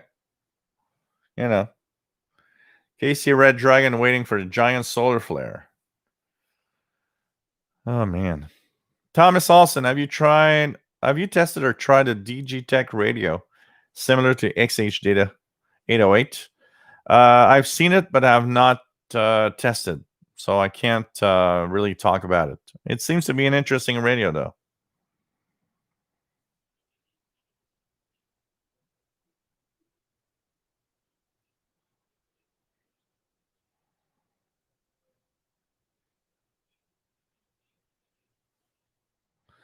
RFDX or an ideal EMP would blow everything electronics related, but no matter if it's on or off.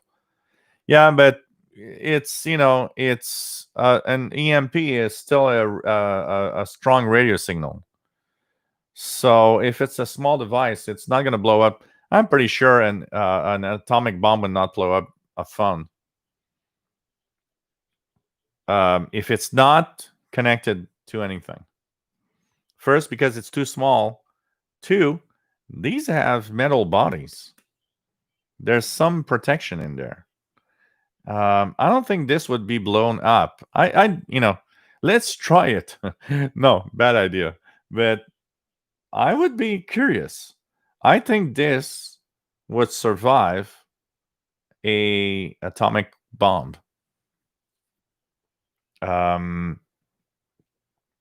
As long as it's not connected. That's the question. If you have a wire, it becomes an antenna. It becomes a source of having more power from the EMP go inside it. But leave it alone like this, and I would not be surprised that this still works after a atomic weapon. But we'll never know. Well, maybe one day we'll know, but I don't think I want to live in the world that maybe we'll know if it happens or not. It better not happen so we know or not. EMPs from these devices, because an atomic bomb creates a very strong EMP. But you got to remember, it's still a radio signal. It's still something that is going to blow up. I'm pretty sure it's going to blow up everything that's plugged to an antenna. But it's not necessarily going to blow up a thing like this left alone. Very small. I don't think the EMP is going to be strong enough to blow up this. But that said, this will not connect to anything because nothing is going to be connected anymore.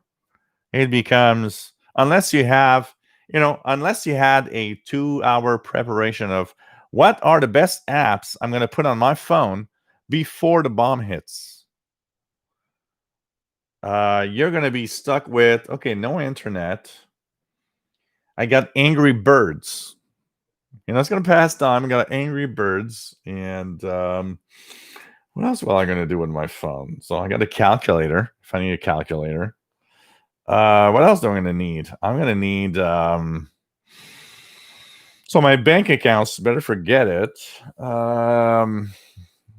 Angry Birds. Okay. Oh, yeah, I got a amateur satellite tracking. Maybe with amateur satellites we could communicate. So if you have the Hamsat app, maybe that's going to help. That could be an idea.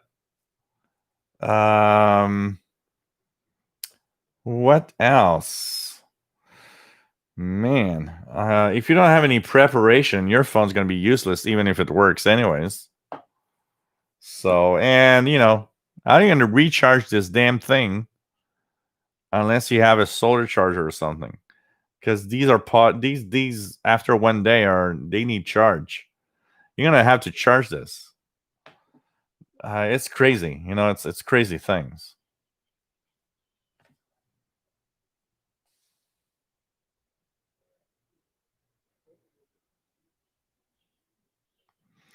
Michael Woods, nice to have you here.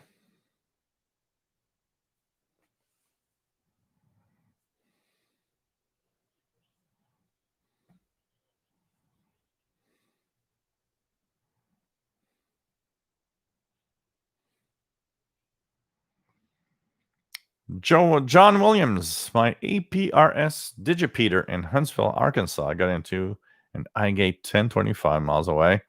VHF 5 watts to Wyoming. I think it had to do with the smoke clouds from the fires of the west.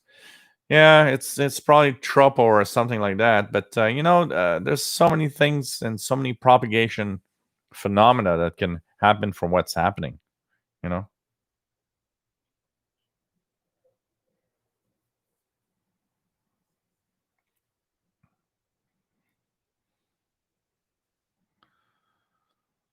Yeah, let's hope we never experience an EMP or FDXer. Absolutely. I think it's not something we want to know.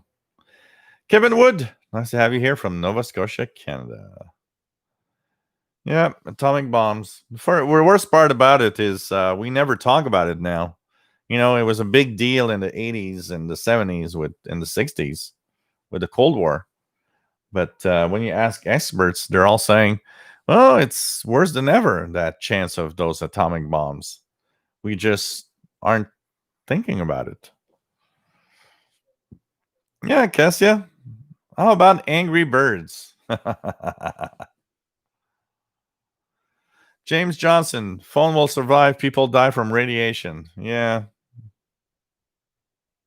yeah. That one weird kid. Nice to have you here. Ghost radar app, Shelly says. Oh, man. This is a Galaxy S9. This is my old phone, actually, because over there I got my Galaxy S20. But I'm still using my old phone for all sorts of things like satellite tracking and so on. I actually enjoy it because I'm using my old phone for all sorts of things I want to do, and my new phone for the rest. Oh man, UFOs won't let it happen, says RGDA Dakota. Who knows? Oh man, that one weird kid. Don't know what this is, but it's just saying hello. Well, hello there. Where are you located? This is about radio and shortwave radio. Oh man, nice to have you here from Virginia.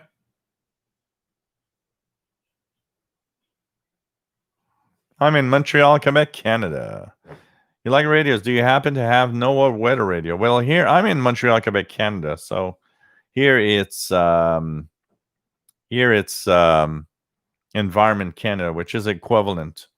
It's interesting because we have Environment Canada, and a lot of stations been broadcasting that they are going to stop the broadcasts of weather within the next 6 months. And that got us a lot of kind of scared because if they think that the VHF NOAA weather or Environment Canada weather is not important, I think they're missing out. Yes, we can go on the internet or with the app on our phones when we're connected. But like Canada, for example, is a big country. So many places you can go out camping or just hiking or whatever. You'll be out of range of a internet connection. And NOAA weather or Environment Canada weather on VHF is very fast. If there's in the summertime when it's really hot and humid, thunderstorms, tornadoes, they can happen in a flash. And those stations are really good at warning us very quickly that danger is about to happen. I think the people that are trying to stop this are not thinking. They don't understand what this is all about. I'm pretty sure whoever decided that this is going to stop doesn't even know what this is all about. Now, what's interesting is I posted a video and I shared with everybody, and on the International Radio Report, we actually talked about it, how we need to save Environment Canada VHF channels, which are the equivalent, like I said, of the NOAA weather radio channels. It's interesting because I listened to VHF, the Mount Hartford weather station that was broadcasting that 6 months advisory that it's going to be off. It's not there anymore. I'm actually wondering if somebody somewhere thought, no, this is crazy. We can't stop the weather channel. So let's cross our fingers that we have reversed the decision. Because I think whoever took that decision does not understand that how it's all about. Casey Red Dragon, you like the S20? Two things. The camera is darn amazing. The camera is darn amazing. The S20 has one of the best cameras I've ever seen in my life. I take pictures of the sky. I take pictures of everything. Everybody's like, wow, this is amazing. Camera's amazing. And it's extremely fast. I'm very happy with it, honestly. RFDX or iPhone here. We had those for work and I got hooked on them. Joe says Sangean CL100 is a good NOAA weather radio. Yep, Canada has the equivalent. It's the equivalent. We have even the same alert system. So if bad weather goes through, we have the same tones and the same digital signal that's sent out. So if you have a weather alert radio, even from the US, it works here too. We have the same alert system, which is really cool.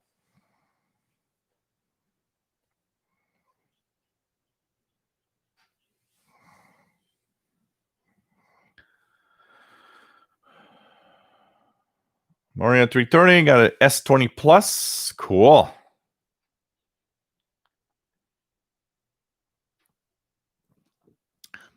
Chrissy Frittis still holding on to my Google Pixel 3 XL. Still working like it did nearly 2 years ago. Gonna keep hold on to that unit until it breaks. You know what, Chrissy? I used to be, I got a tech channel. So, of course, and being a tech guy in the past, I always wanted to have the latest tech. When so my contract was about to expire. Honestly, I didn't feel the need to change this phone for anything else at all. The S9 was so powerful, and this is an S9 Plus. Big screen. It's a wonderful phone. Camera is really nice. I didn't need the feel to change it. What made me change it? Impulse, part of it, but not just that. When I got attacked and fell to the floor, I broke the screen. So I don't know if you guys can see that the bottom of the screen here and here are cracked. There are a couple of cracks at the bottom here too that you guys don't see. So when that happened, my phone screen on the bottom cracked. It still works fine. It still works great. I still can do everything. But being who I am, having a broken screen was not what I wanted. And I thought, well, okay, maybe I should get a new one. But I didn't have to. Honestly, it was a very personal, selfish thing of I want to have the new one. Honestly, if that screen would not have been broken like this, I think I would not have renewed or asked for another phone. And I would still be, I would have, used the rebate on my cell phone carrier because I have a phone. And I would have kept this one because it's still a beautiful phone. I mean, look at that. That's very nice. It's a very nice phone. Honestly, it's beautiful. But I took that opportunity when that screen broke and everything. It was like, okay, I'm gonna get a new one. But apart, the pictures are great. It's faster, but no phones today are exciting me. I would have kept this because I didn't see the excitement and why I should get a new one when the new ones were. There's no feature or there's nothing that you can throw at my face that, oh, I want to have that. It's getting smartphones are getting boring. It's like, there was an Apple event yesterday. Man, that was so boring. It's what the hell? Yeah, new iPads, new smartwatch, Apple Watch 46. Yeah, so same thing. You're not exciting me with your technology right now.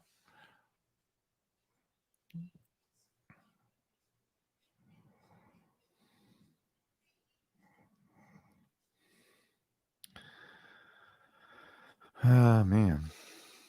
Moria 330, I didn't really like when my local NOAA weather station was off the air. KWO35 was down for years. Really? Wow. I I remember when there's one that hey, take care, VT Radio. It's nice to have you here. Um I remember when in Plattsburgh, because I hear the NOAA weather station out of Burlington, Vermont on 162,400. They were off for a long time for maintenance. And I could feel how it could be something you miss, honestly.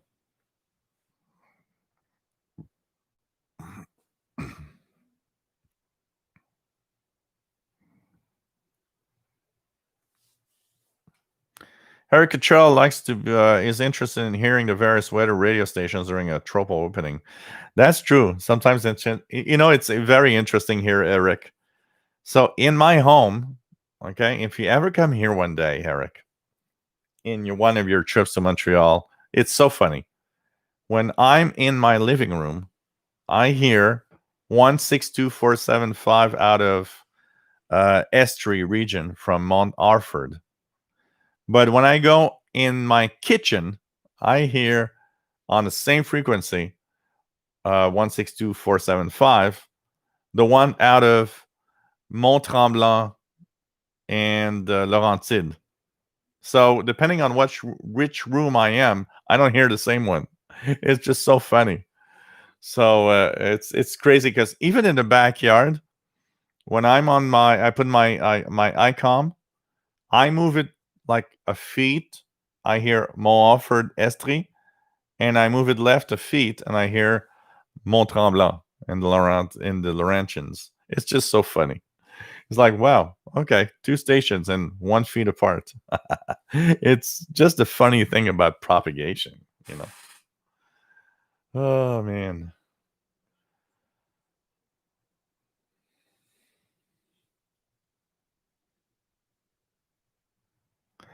Darren Pierce, can you box up the whole Canadian weather radio system and send it here to Australia? We could do something like that here. It's interesting because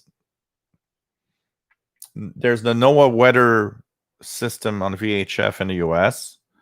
There's the Environment Canada system in Canada that follows the same system with weather alerts and everything. I've always found that it is very useful. I even have a Uniden weather alert radio here that I can just leave on, and it stays quiet. It actually just opens up when there's an alert of a heavy thunderstorm or tornadoes and warnings and stuff like that.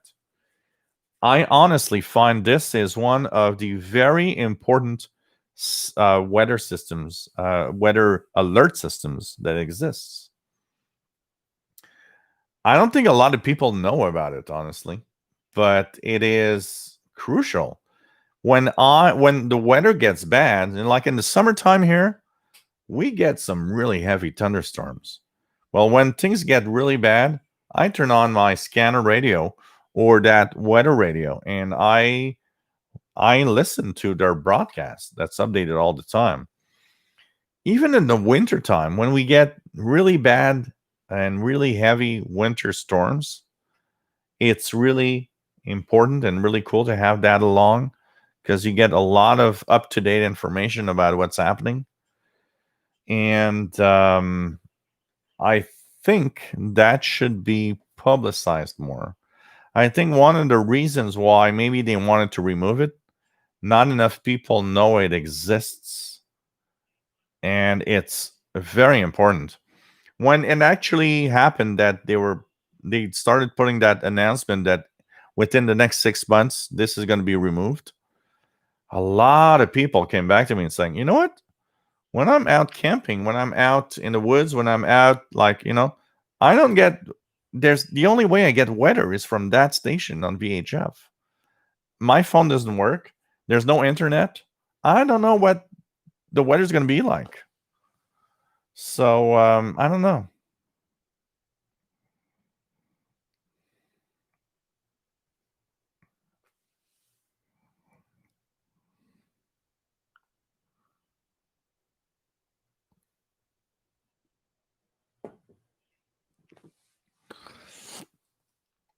Yeah, that's what I have, Eric Trell.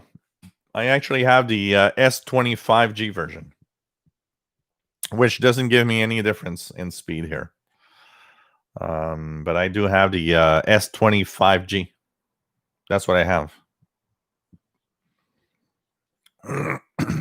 Chrissy Freitas says I had the S8, and I will say it was one of my favorite Samsung phones. They had certainly come out a long way with their camera and screens differently on top. You know, even the iPhone has Samsung screens. That tells you that the screens are amazing.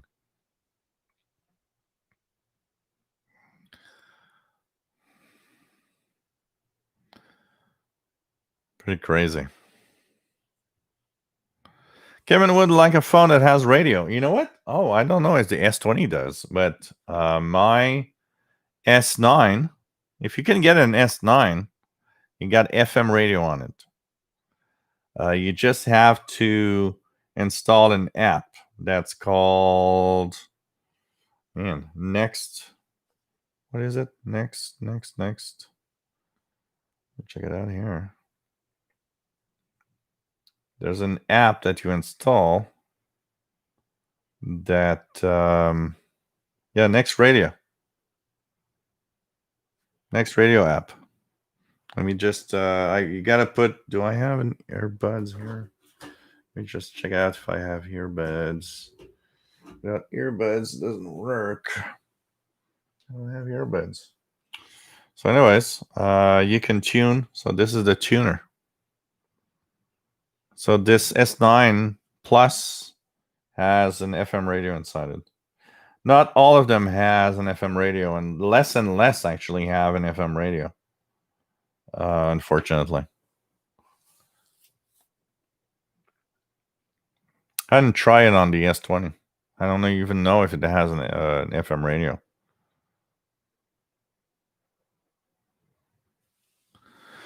Chrissy Freitas phones and even video game systems, aside from the Switch, have left me unimpressed. They are much better than 5 years ago, but not different. You know, they're just faster. Better camera and faster. But that's it. Nothing else. Nothing else.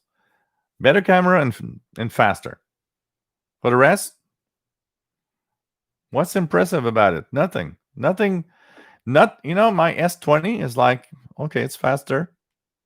It's faster and the camera is better, but same size screen. I'm not gonna say I'm impressed on the S20. It's just like it's better. It's better. Kessia Pavlova. What beer is that? It's this. It's a dark beer from Sleeman. I had 3 last time I did a live show, and 3 was left for this show. So, you know. So, what else do we have? KC Red Dragon, the S20 would get FM radio through the, because the headphones are using the USB-C jack rather than a regular headphone jack, which I actually hate. I got to say, I'm not super happy that the S20 has a USB-C jack for headphones. I'm not very, very happy with that type of thing. But it would probably, if there's an FM radio, it gets it through the USB-C jack. That's it. Eric Cottrell, there are comments that on the internet that the S20 5G has an FM radio chip. So how about we check that out live? You guys want to see that? Let's check it out, okay? I don't even know if we can install the app, but I'm gonna go get my S20 over there and the headphones that come with it, and we're gonna see if we can install that app. Okay.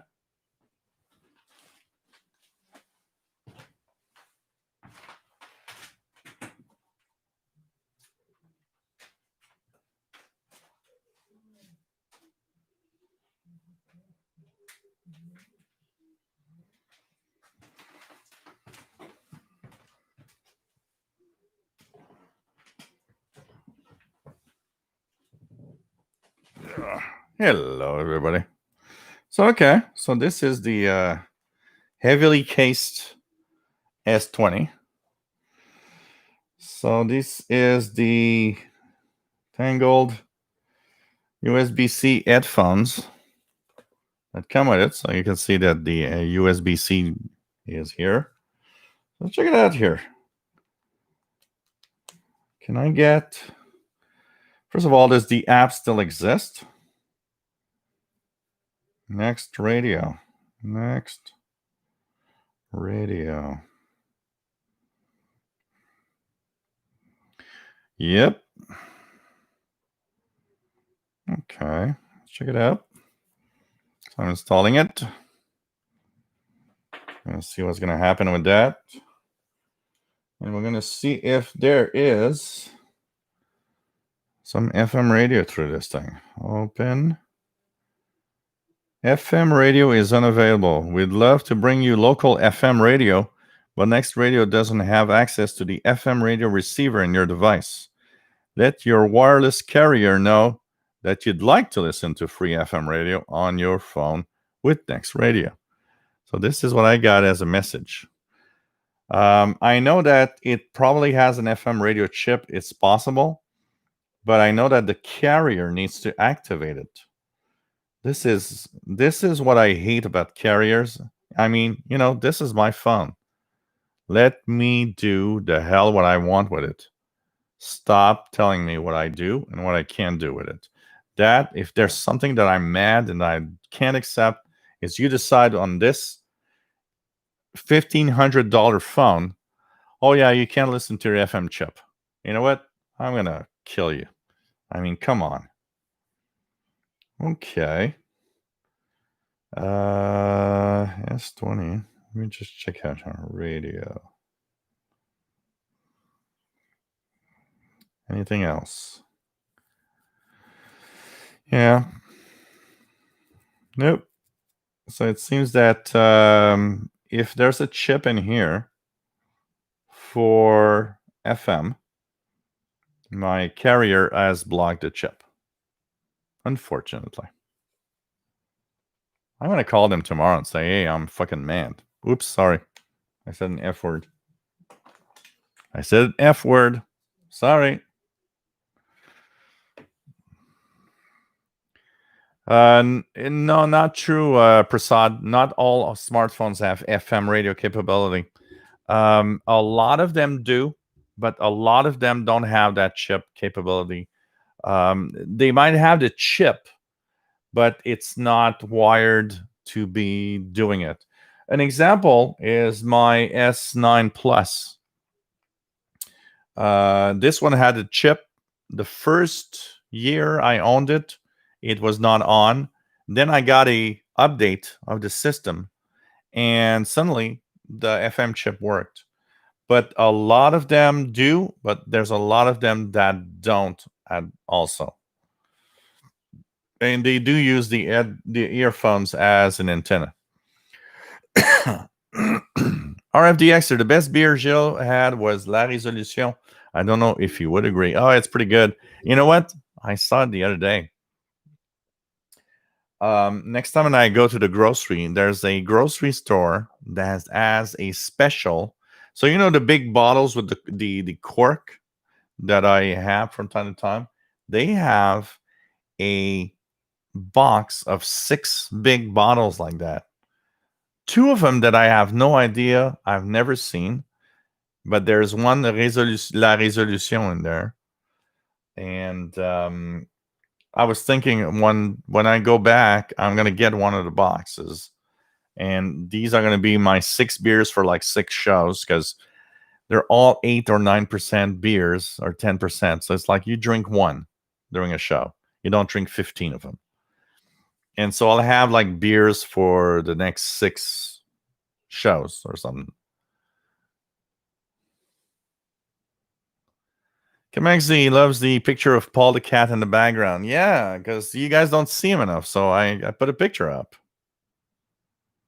Ercatrell, S20 having the FM chip locked. Yep. That's what's happening right now. You know, it's sad. The way it is. But you know what? That's what I hate. It's like, first of all, why the hell do you block the chip? First of all. Second of all, you know what? The carrier, mind your own business. I'm paying a high amount. You know, here in Canada, it costs a fortune for cell service. So I have 2 phones on my line. Okay, one that has no internet, and I've got, of course, my S20 that I share the internet with this. So I use this as a kind of a modem to share with the other one over Wi-Fi. But I mean, I got 10 gigabytes of data a month, plus 5 hours of whatever I spend. So I can use 5 times 1 hour. Even if I use 5 gigabytes in 1 hour, I use 5 gigabytes. It's not included, but still, the 2 phones, so 2 different phone numbers, one with 10 gigabit of internet bandwidth, or it's $155 a month that I'm paying for that, which is a huge amount of money, honestly.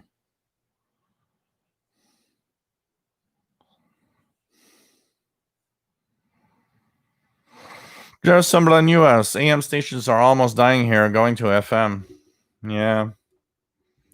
I am, one of the things that makes me sad is when I go out and watch radios and see radios that have FM only, no more AM. It's sad.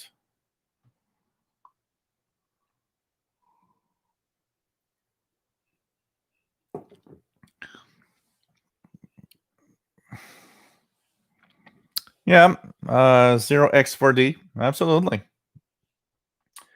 I mean, if you don't give, I mean, you're totally right. Let's say there's something that breaks the carrier. You have no internet access, nothing. The fact that you can have FM radio could save your life.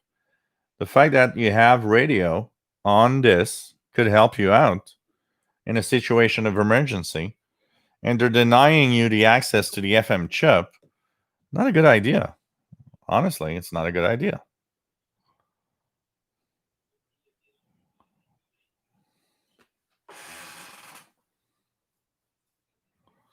Yeah, Kamaxi 76. There's a lot of talk about that. Not wanting. Actually, you know what? It's not necessarily sometimes the carrier. It's like, think of an iPhone. Apple is the best example, because they are the ones controlling the market. Why would you want FM if they are going to give you apps that stream whatever? Because somebody's gonna. I'm sure somebody's gonna say, "Well, you can stream whatever FM station you have in Montreal over the phone." Oh yeah, I can listen to any station in Montreal over this, streaming it on an app. Absolutely. So you could say, my carrier wants me to use data, because that will mean I might want to have more data, so pay more to use it. That's possible. Absolutely. It's different ways of, it's their marketing stuff. But I would actually put up a law. I would If I would be in a position of government, I would say, sorry guys, this got to be unlocked for FM radio because in times of emergencies, it will be useful, and that's it. And what that might make in the future is maybe they're going to make phones that don't have the capability to do it so that they don't have to do it. But you know what? I would force everybody to unlock our phones for FM radio. I don't care. There's a chip for it in there. Open it. That's it. You know what? I'm going to call my cell carrier tomorrow. I'm going to bash them really good. Not true, Mickey Delmage. Internet did not kill the radio star. I'm the radio star, and this is the internet. So, internet did not kill the radio star. Oh, God. Yeah, like Joe says, carriers don't care about FM. They would rather you listen on FM on it, as opposed to using their bandwidth to streaming music. Yeah, absolutely. Absolutely. It's crazy. So, nope. Radio did not kill the radio. Video did not kill the radio star. I'm the example. I'm the radio star, and this is video. Aha. Didn't think of that.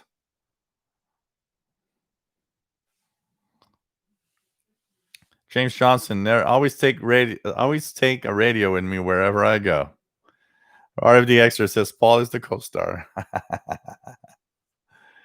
But it's dumb. I mean, I understand it's a question of money, and I mean, it's just so darn expensive now.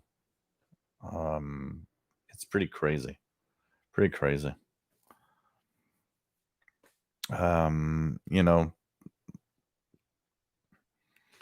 I use a lot of data in a month. Typically, I will use on my cell carrier, maybe 20, 30 gigabytes of data. I really very well used my 5 hours of free data. And I, of course, extensively use a lot of it every hour that I use. But still, it's like, come on. My nephew went to, I think it was Australia, where he had like 100 gigabytes a month for like $25. And I was like, what? You had 100 gigabytes of data on your phone for $25 in Australia.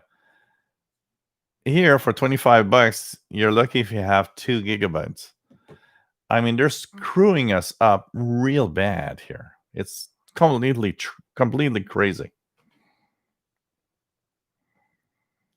I mean, Dalmage, haha, sounds like a good name for a band. No, Duran Duran is better.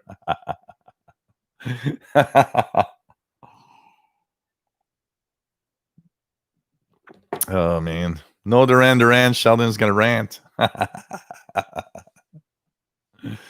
Oh man, I actually wanted to play a joke, Mickey Dalmage. Hey, Dr. Sisop, nice to have you here. I sent Sheldon my RSP1A so he can try SDRs at home. I almost did a joke. I almost put a box with a with a CD of Duran Duran greatest hits.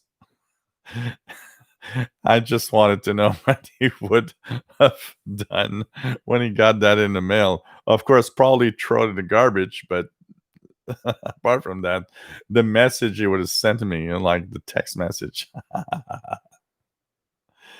Oh man, it's just crazy. Hey Glenn, I'm on Fido, which is owned by Rogers, but here we don't have choices.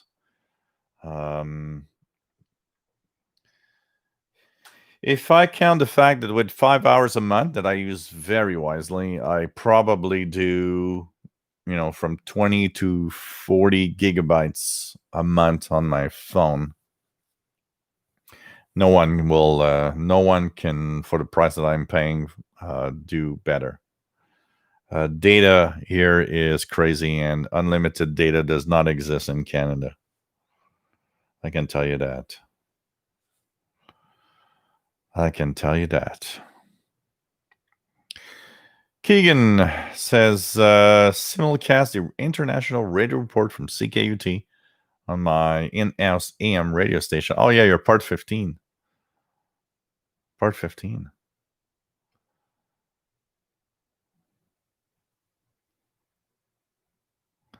Ian Dalmish says, nope. Sheldon would have saved it for the next time I am in Montreal. Oh, God. Oh, man. Yeah. But here in Canada, unlimited does not exist. We are being screwed big time by the big guys.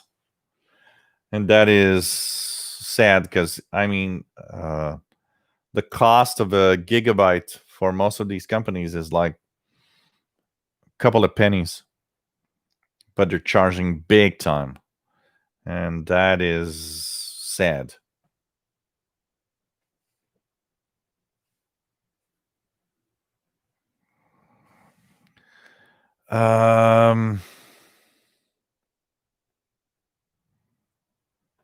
Cable TV in Canada. I don't know. Here in because every like cable TV and internet and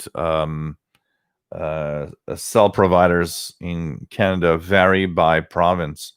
So here in Quebec, we have Rogers, Bell, Videotron, which is a Quebec only place. And we have Cogeco, which is a smaller one, a smaller player. There's kind of not like no choices. They're all, they're probably all calling each other and saying, okay, so how can we screw our Canadian or Quebecois, people? What's your price on, 10 gigabytes per month? Oh, around $100. Okay, well, I'll do the same. Okay, so we can agree on $100. It looks like that, pretty much. They're calling each other and saying, okay, so that's how we're gonna screw them. Okay, cool. I want to go lower. I don't want to screw you too. Let's just be happy and make tons of money over everybody. That's pretty much what it looks like in Canada.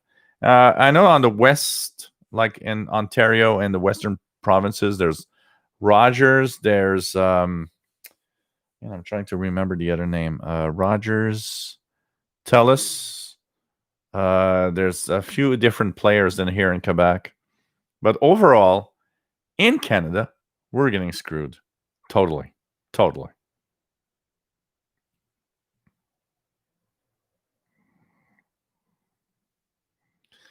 Kish Escape. I hooked you up to my FM transmitter earlier so I could listen to you outside while clear the yard earlier. Cool. That's cool. I don't know, I think I got 100 channels on my cable TV here, which I never watch. And I'm so tired of all that crap. Shaw. Yes, Shaw is one of them. Kamaxi 76. Shaw is one of them. Shaw is not in Quebec. It's one of those in the western part of Canada, like from Ontario to the west. So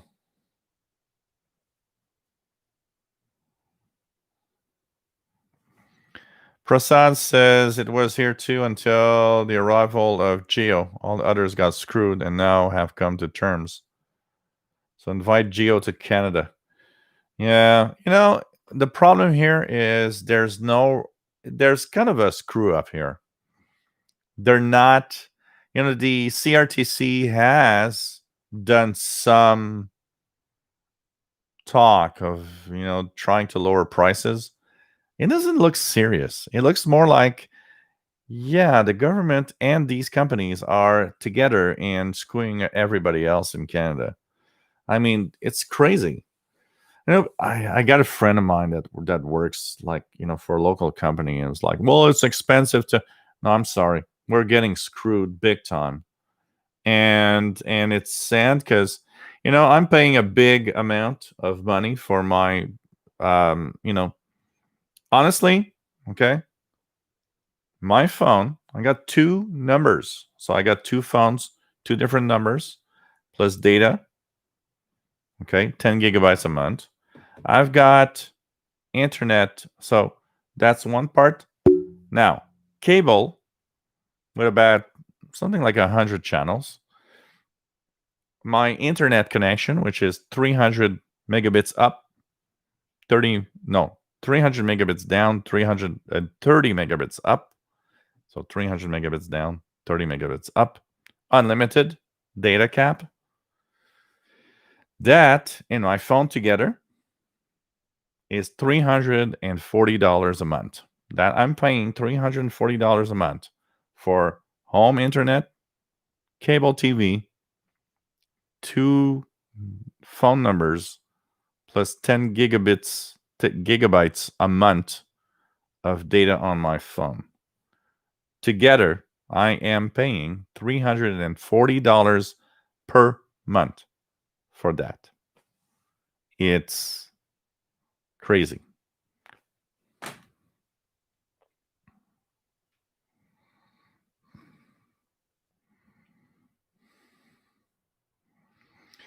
Jerry DX. Well, we had a really good, a really good decision this week.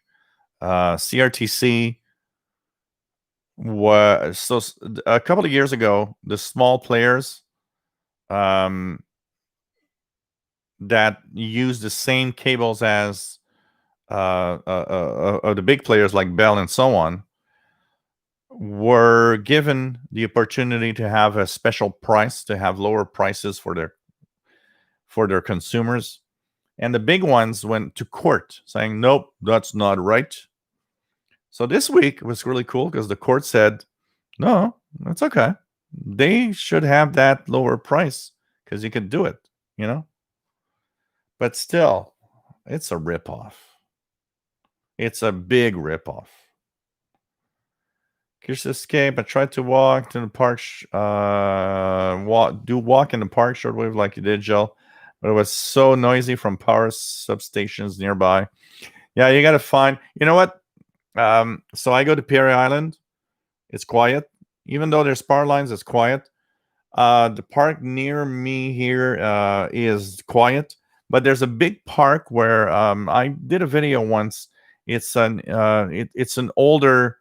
It's where they used to actually have all the trash.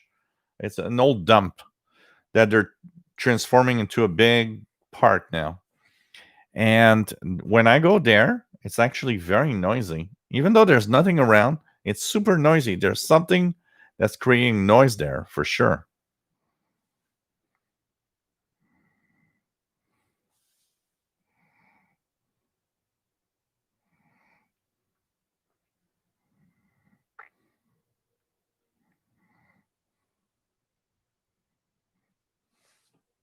It is expensive. Totally.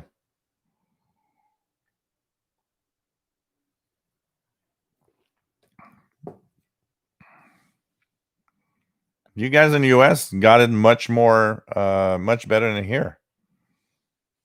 Here in Canada, we're getting screwed. Totally screwed. It's crazy. When I was talking once, I was like, I'm paying the big because I do live shows. My output, because I am different from most internet user. I do stuff that goes out. When I look at my data every month, what I use. So everybody, like all of you guys, what do you do? When you look at your data through your company, whatever company gives you internet, you have these spikes of what you consume. And I'm pretty sure that if you look at what you're sending out, it's always very low. But there's a big difference. I'm a YouTuber. What I send out is much more important than what I receive. So when I look at the graphic of my internet usage, I have high spikes of everything going out all the time because I'm posting videos on YouTube. I'm doing live shows in HD. And I have much less, the spikes of what I consume is very small compared to what I send out. So, one of the problems of the internet for a lot of connectivity is it's usually 10 to 1. That means what you get is 10 times faster than what you send out. Why? It's simple because people receive content, send very little content out. So that's the problem, is that when that happens, is that for most people it's okay. But in my case, what is happening is that I'm sending out a lot of data. I need fast internet for that. So I'm paying even more because I need really fast output to send data, which is the inverse of everybody else.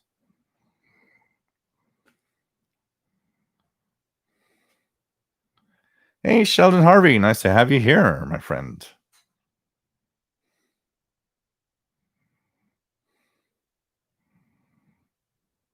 What else do we have?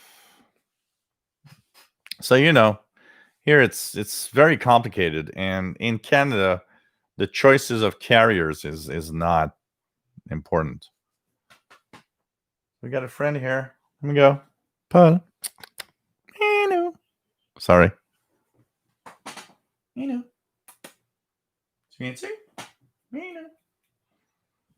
Paul is here, but he doesn't want to come here.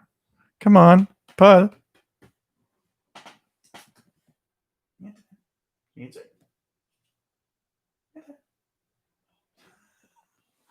Okay, Paul the cat doesn't want to come here. Come on. Come and say hi to everybody. He's here, but he's like, no, I don't want to.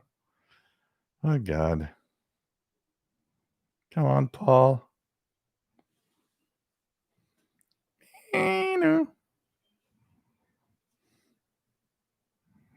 He doesn't want to. Let me just check it out. I should have kept some food here. He would have come over. Oh, okay. Let's go here.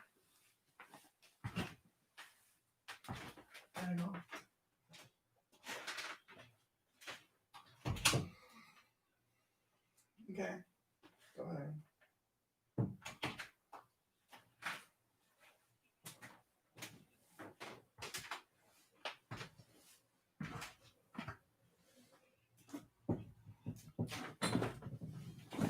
He was like in the mode, no, I don't want to have these radio guys. Forget it. So, anyways, we're really getting screwed with our carriers and our internet here in Canada. It's crazy.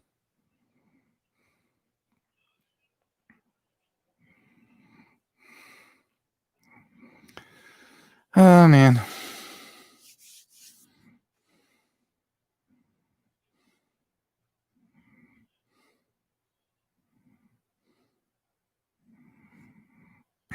Shannon Harvey. Internet and data costs in Canada. I'd sooner pay those rates and not have to pay hospital bills and health insurance. Yeah, okay, we could see it like that. That's for sure. That's for sure. I mean, I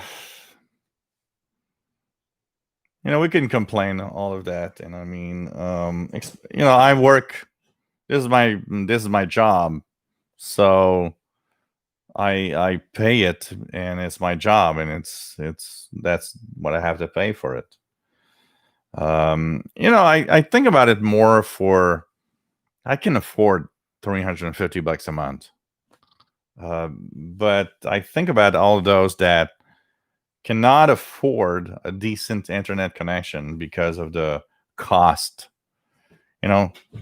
People that might need it. I mean, I was looking at my one of my nephews that lives out in a rural area where it's very difficult to get a decent internet connection at a decent price, and they don't. They have jobs that aren't super high paying jobs, so taking care of children and everything. And we got to face it. If you have children today, you got to have internet. It's part of It's part of the education and what they could do, because everything, even in school, they want you to have internet for all sorts of things. And with COVID, it's even worse because now it's like, oh yeah, you're going to do that virtual thing. Yeah, on my $20 a month connection, that's not going to look good, And I complain, but I complain for the ones that don't have the cash to pay it. I am fortunate enough that I'm paying $350 a month, and I'm capable of it. Hey, I got 2 phones. Come on, the guy is not that bad. It's more of a question of those that don't have. When I complain more to. Yes, we are getting screwed, but I'm complaining more to those that don't have the same income and possibilities that I do for the same thing, and that would need it. That's a different thing. But I got to say, we're lucky here. I mean, look, like Sheldon says, if I get sick tomorrow morning, it's only going to cost me a penny. I'll go to the hospital and show up my card. We have a health card here, and they're going to do whatever it has to be done, and I'll come back home, and I won't have to deal with the fact that it costs a fortune or not, because healthcare is an amazing thing here. I got to say one thing: every country around the world should have what we have in healthcare possibilities. It's not a perfect system, but I got to say, if tomorrow morning I drop half dead, I'll be back in a month or two in the live shows, and I won't have to think about bills to pay or anything. It's part of what we have. And yeah, I'm paying $350 a month for internet and cell service and cable, but I don't have to pay. We are paying indirectly because we're paying with our income tax, but I'm happy. I'm extremely happy we have our system here. That's for sure. That will never be a problem. I'll never, and honestly, I will never think that what we have is not the right thing. Like I said, it's not perfect. There's nothing perfect in our system, but we get our services, and we get all the healthcare we need. Eric Cottrell, one of those YouTube millionaires. I wish I'd be PewDiePie. Like PewDiePie is a millionaire, and that I'd like. But you know what, Eric? The funniest thing is there's a guy or someone sent me a message one day and said, well, yeah, I'm glad you're not asking for donations anymore, because I'm looking at all of your radios and you're obviously rich. So, I hope you're not going to ask for money anymore. I was like, yeah, okay. What the hell I got to say was that, What the hell I'm going to say with that? Oh, God.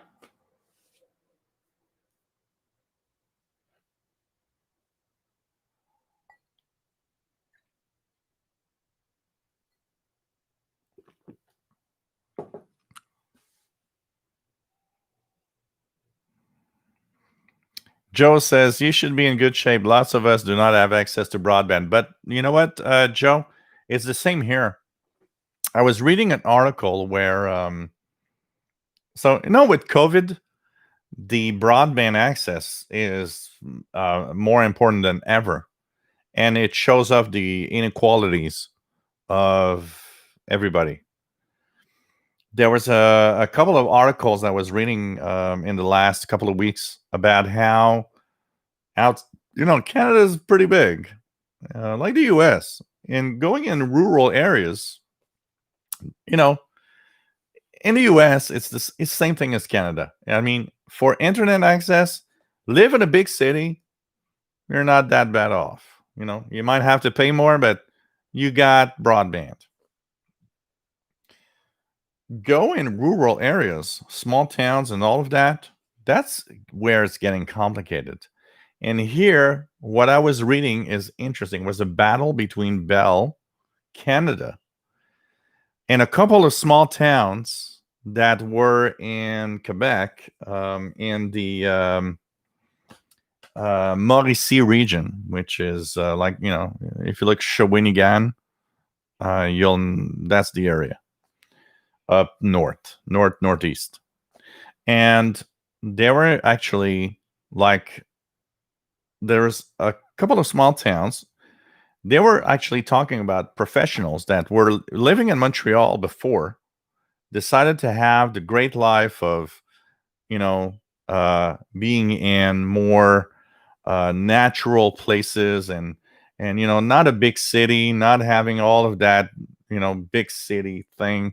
We want to be in open spaces and having a lot of nature. And when COVID hit, those people had to work from home, and they had to work from home with video conferences, but they didn't have internet access that was fast enough for that.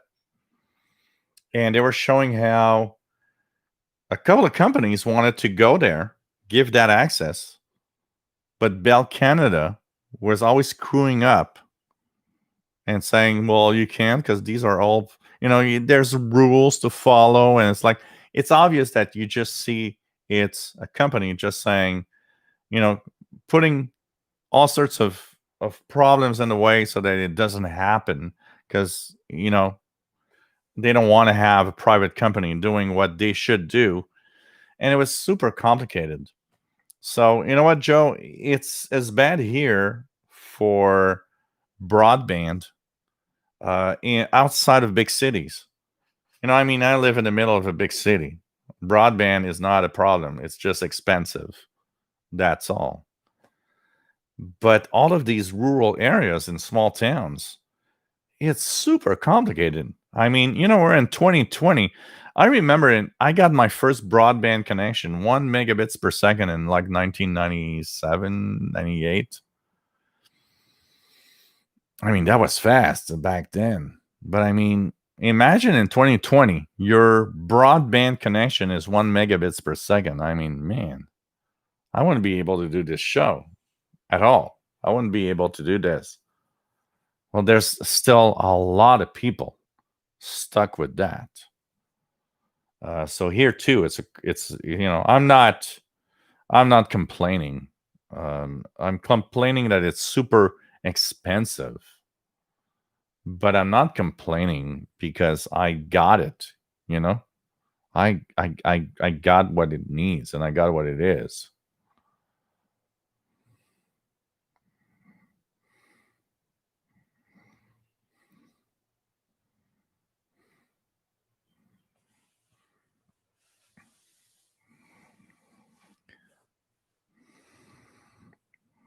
Well, Canadian Aerocare, William Helms, is paid with our income tax. There's no such thing as being free. It's free because when we need it, we don't have to think about it. It's a way of thinking and a way of doing things. Everybody does things in a different way. That's all.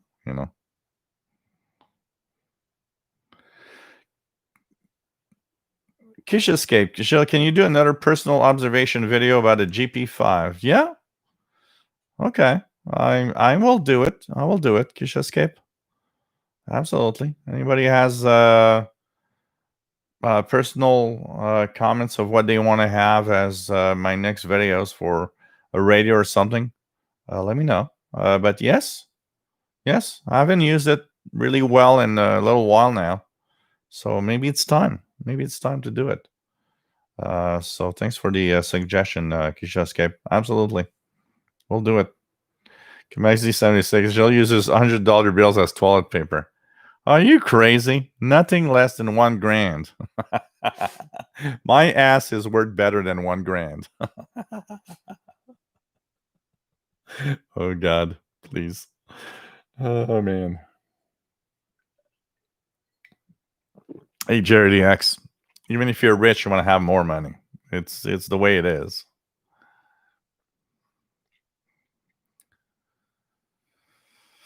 Oh yeah, Bill, you're right on that. There are some Canadians that, like I said, nothing's perfect. There are Canadians that go down to the U.S. for some stuff. Absolutely, people that have money, that want to pay for it. Nothing's perfect. As I said earlier, nothing's perfect. Nothing's perfect.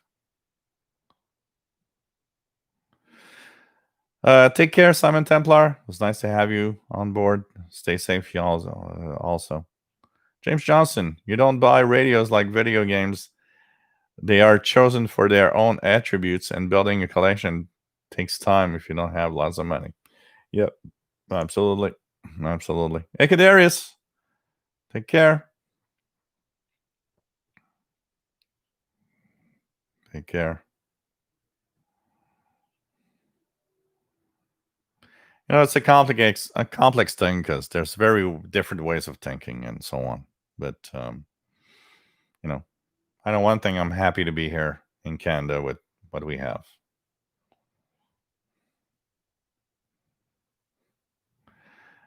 Joe says, I remember the dial-up days. I was on Prodigy, and each email above 2 months was 25 cents.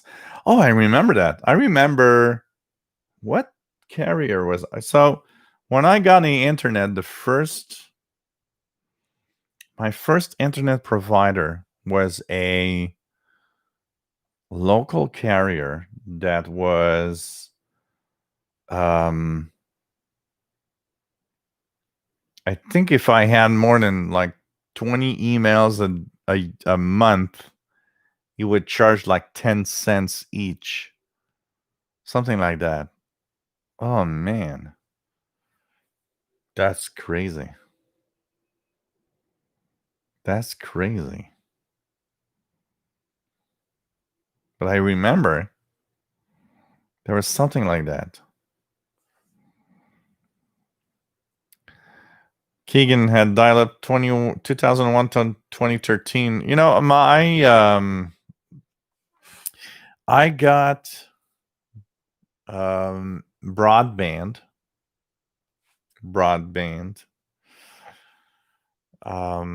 So I was a big internet user from about 1996-ish. And I always had the latest modems. So I always paid like a really big fortune back then. And I remember buying my 56.6K US robotics modem that card that you put into your PC, your desktop PC, and thinking, wow, that is fast. I'm at 56.6K. And if you guys remember, there was like Real Player was the first media player that could actually, on a 56.6K dial-up modem, show you video. It was very low quality, but it was there. There was enough. There was so much compression that you could actually do it. So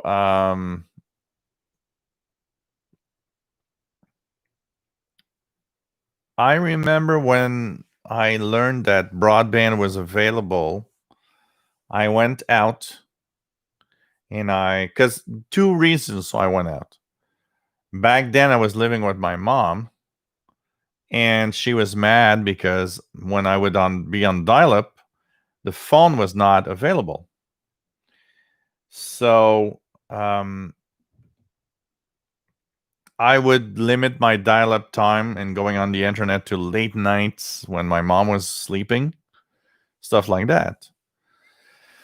And I remember when they actually had DSL or cable broadband, it was not available, but you could write your email in both companies, and they would send you an email saying, hey, it's available in your area now. And I was waiting for the first company to actually tell me, okay, it's available. And Bell Canada was the first one. They sent me an email and said, hey, we got 1 megabit internet broadband in your area now. If you want it, click here. And I clicked. And I think like 2 days later, I had 1 megabits per second internet. I remember downloading I don't know, like, a 5 megabyte file or something, and like thinking, wow, this is so fast. In reality, it's like, compared to today, it's like, yeah, that was crappy. But I remember it was so cool. And being DSL, it was cool because it would share the same line as a phone. That means that my mom would have her phone calls and I would be on the internet. That would be perfect. I still remember that. Cool times, cool technologies. Then I remember I changed computers. And in my family, I was the one that giving up computers because nobody had a computer in 97, 8 in my family. And but they were thinking about it. And it was like I was the one that was computerized. I was like, okay, I'm gonna go from a Pentium 160, like Pentium 166 to a Pentium 3600 or something. And my sister got my Pentium 166 because she was like super interested in the internet, but computers were so expensive. I mean, in 1999, a good computer was like $2,000. It's not like today. And I remember I looked at her and said, no, I'm giving you the computer. Like, I don't care. I got a new one now. I remember a Pentium 3600 in 1999 cost me $2,500. That was a huge amount of money for a computer. And I look at my laptop, my Acer Nitro 5, and I'm like, this thing is a powerful bomb that costs less than what that cost back then. It's like crazy. And I moved on. The funniest part is when I moved here, I was on the same DSL connection. Bell Canada telling me, hey, just take the modem, bring it to your new address. It's going to work. And it worked for a month. Then after a month, a little light that says the DSL connection was blinking. I was like, yeah, it's not connecting. And that's where you see how sometimes they're dumb. Everybody's like, yeah, but you do this, you do that, you do this. It's not connecting. I remember once I called and was starting my tech guy duties. She was like, well, you need to boost your computer. I'm sorry, but the blinking light is your service not connecting to the modem. Has nothing to do with my effing computer. Well, you don't know. Yes, I do. You don't know. That's the difference. And one day I got one guy because I was really mad. I was like, okay, not only do I, want this to work, I want my money back for the last couple of months. That is hell. I called. I was like supercharged, like, you're going to get it. And the guy on the other end said, wow, okay, I know why it doesn't work. But you have the wrong modem. We changed your service in your area. You need a new modem. Why nobody saw that before? And he's like super cool. And he was like, yeah, okay. And I said, I'm mad. I was calling to bash you really bad and rant like crazy.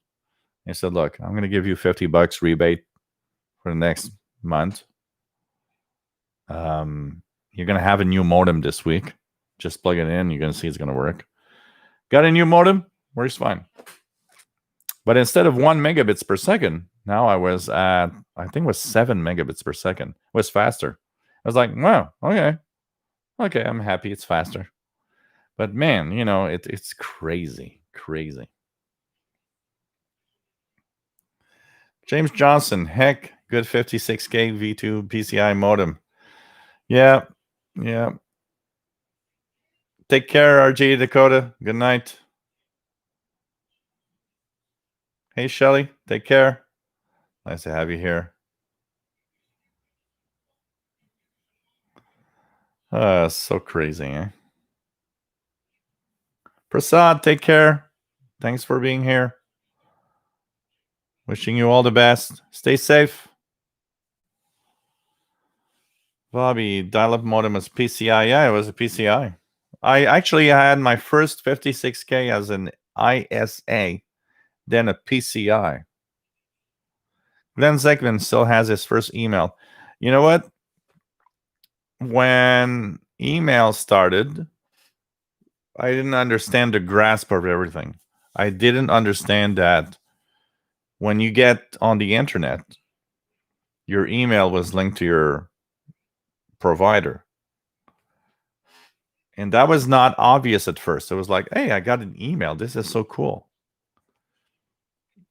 It's when I became a tech guy that I understood, because I had created a business email through my provider. But I changed my provider because I had tons of problems with connection at some point, which were fixed by changing to another provider. But what that meant, I lost my email with the first provider, which was Bell. And I understood that day. It's like, oh, so when I change company, I'm losing my email. And that's where I made a Yahoo email, because I understand that day I understood, oh, so if I do a Yahoo email online, whatever company I go through, my Yahoo email is still there and it still works and still okay. That's where I understood that my basic email from the provider I will never use again. So when I moved on to the company I have now, which is Videotron, of course, they had an email which was like gil55@videotron.com. I never used it because I understood why. If someday I'm not happy, I have to move on, I'm going to lose that email also. So I went on to Yahoo, then I went on to Gmail. Now I have like 28 Gmail emails. But at least if I move on to another carrier, my emails still work because they're online with these providers. They're not linked to my provider. Dr. Sysop, before the World Wide Web, BBS. Yeah, of course, BBS. I was a big bulletin board system guy. I was connecting to tons of BBSs with my Commodore computer. There's something cool about it, honestly. Shitty Power 90 heard Morse code on the ISS FM repeater for 37800 FM over New Zealand. Nothing heard. I tried yesterday, by the way, because it was moving. It was actually passing overhead here. Heard nothing. So I don't know about that repeater. Oh yeah, Jeff Barrett, computer shopper. I was a big Compute Gazette and Ahoy and Compute magazine. Shitty Power 90, 7375, Radio Romania just starting up for the English on the West Coast. Yep.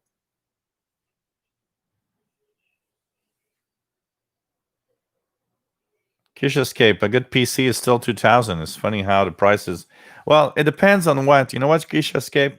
Is back in 2000, a PC that was good enough was at least $1,500 and more.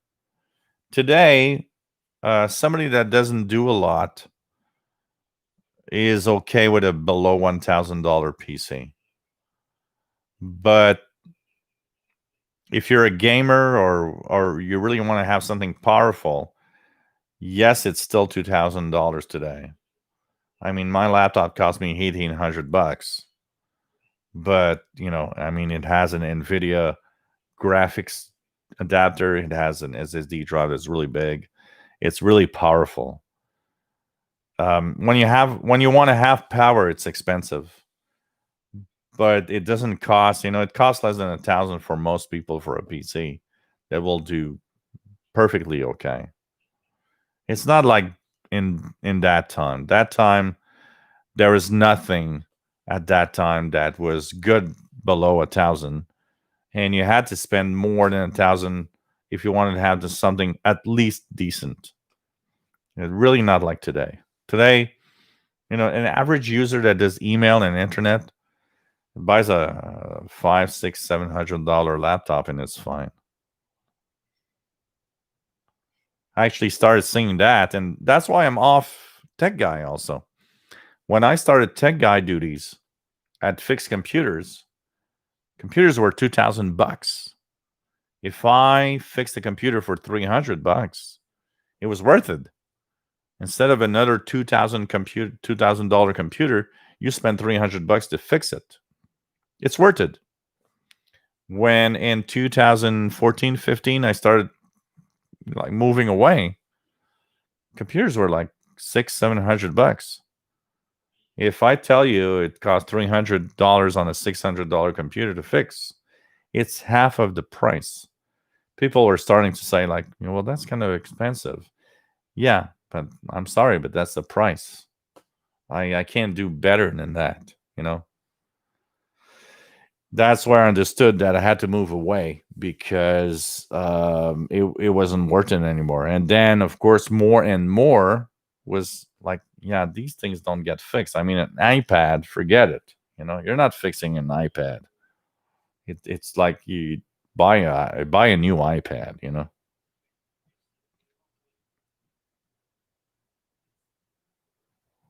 It's just crazy.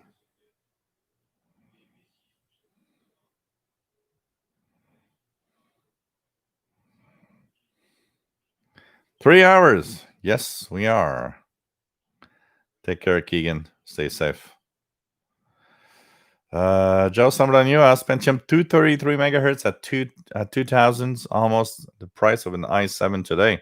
Absolutely.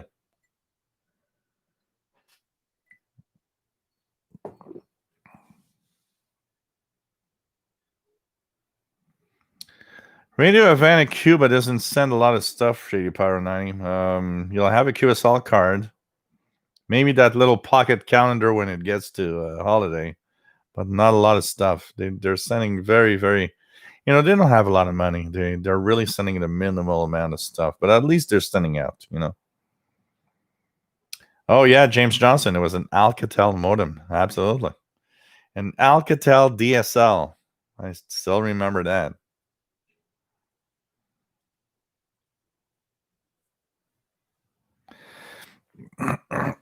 Maxi 76. You know what? You used external modems because maybe they were just easier to. They were more expensive, but just easier to install. On my Commodore 64, I was one of the appy guys. In all of my gang with Commodore computers, I had a 2400 baud modem, and I was lucky to have, because the Commodore 64 didn't have a standard serial. It had that weird Commodore serial port.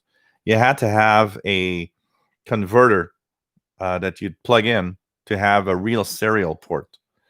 And I had that converter. And I had a JVC 2400 baud modem. And I remember I was hypnotized by the little lights that were blinking everywhere on the front of the modem. But it was a big external modem. Does Paul the Cat have email? Maybe I should actually do a paulthecat@gmail.com. Would anybody be want to actually use paulthecat@gmail.com? Take care, Joe. Somebody on you else? Commodore was awesome for a lot of stuff. It was an amazing machine, and Amiga was an amazing machine also. OSR, miss the Amiga 1000. I got an Amiga 500 right here below. I mean, still works. Has the output. I've got a few hundred games for the Amiga 500 down here.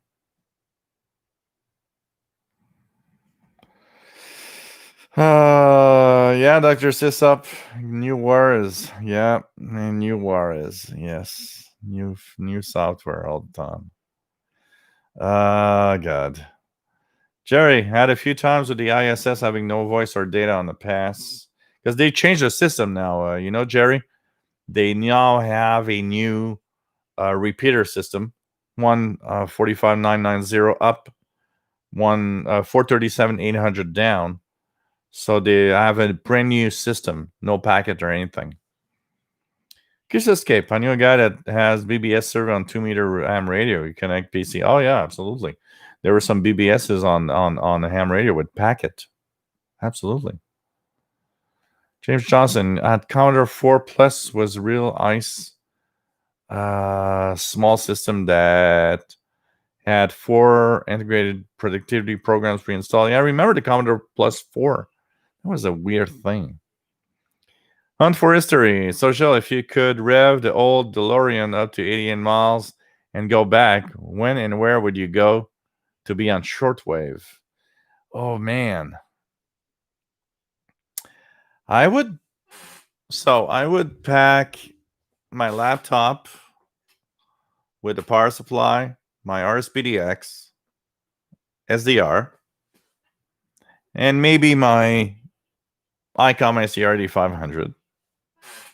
I'd get into that car and I would go back into 1975. And I would, for no particular reason, maybe even, maybe the year I was born, 1969. Even going back to 1982. Going back to August 1982 when all of this started. I mean, this is why I'm here.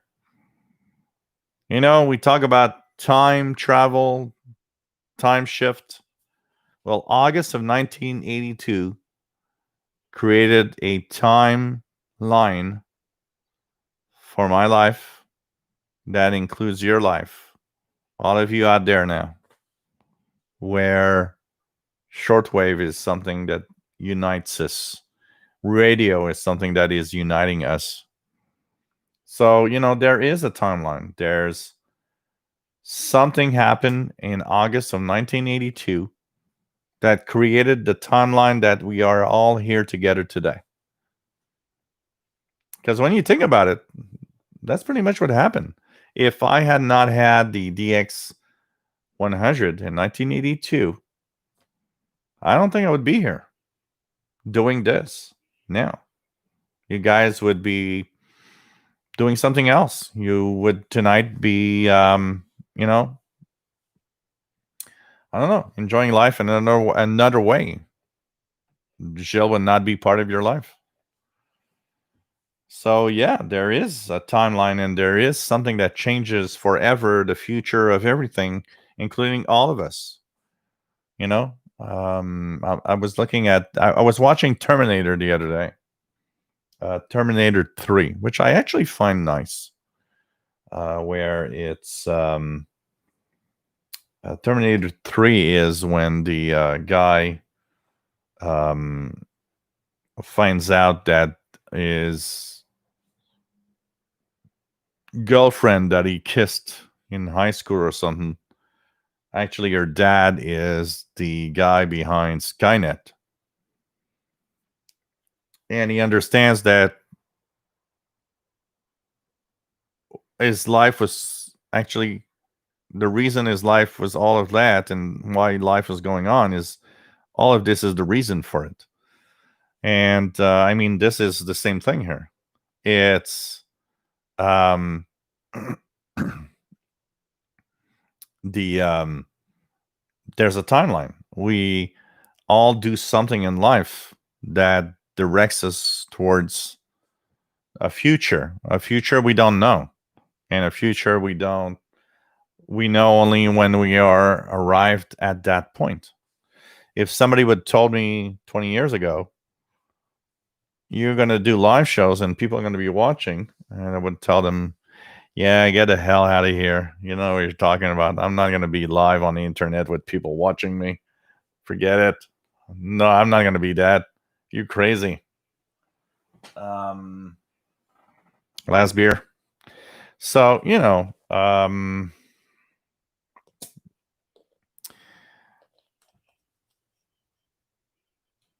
there is a timeline. I mean, there is, and the way we can watch it is this.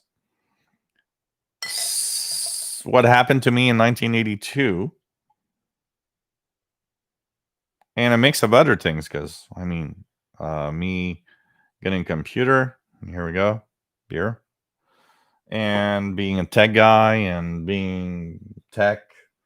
And it's more than that. It's me being a guy that wants to be freelance and having my own company and my own way of working and being a very different guy than a lot of people.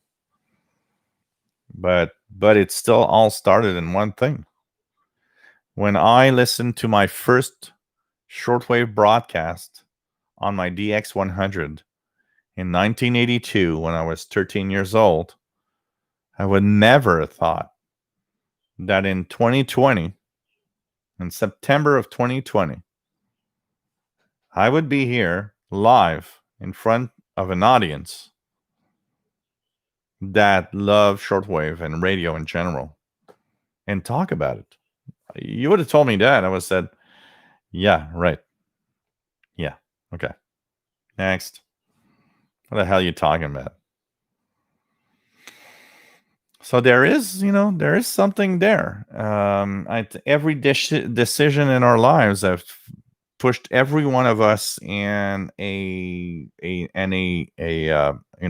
path, in a road. For some reason, our road all are meeting at this time in history because, yep, we all enjoy something similar. And your roads and my roads are just getting together here in the path from time to time with the live shows and so on. It's interesting. When you think about it, it's almost mind-boggling sometimes. What our decisions in our lives and what we do means that we're meeting now. And, it's kind of cool. Hey, Jason Francis, take care. Fais attention à toi.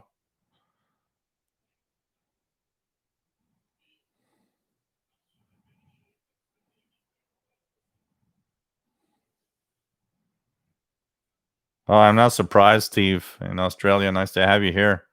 I remember I had a Epson. This one is funny.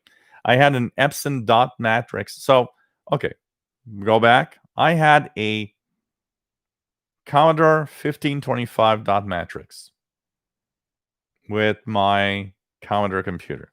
I was the only one in 1985, probably, and everybody I knew that owned a printer, actually.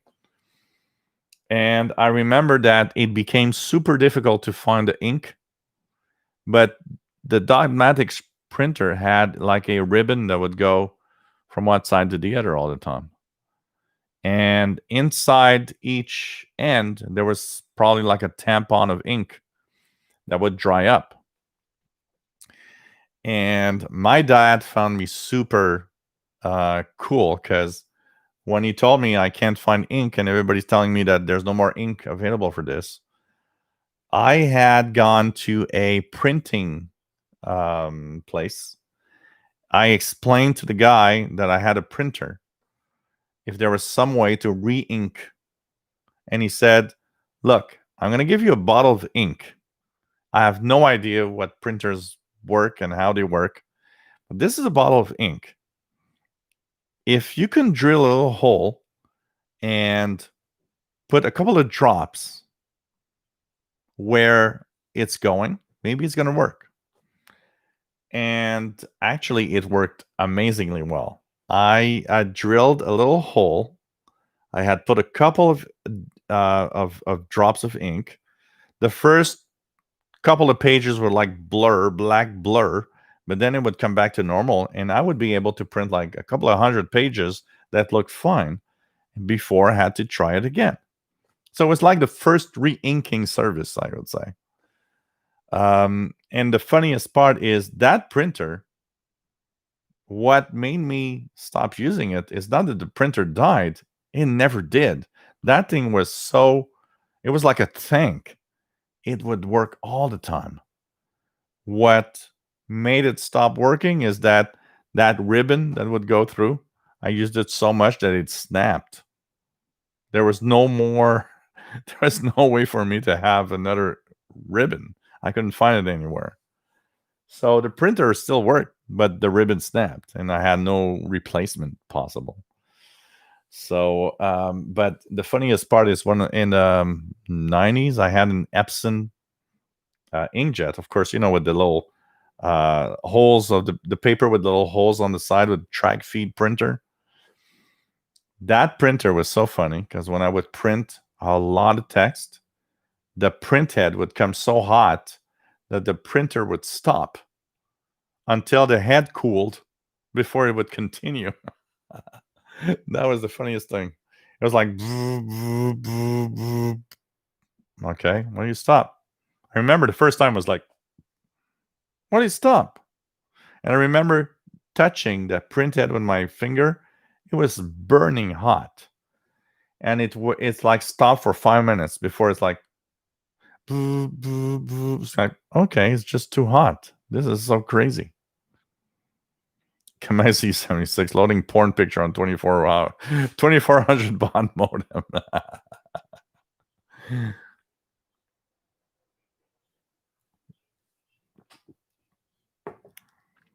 Dr. Sysop 2400 baud modem on the counter 128.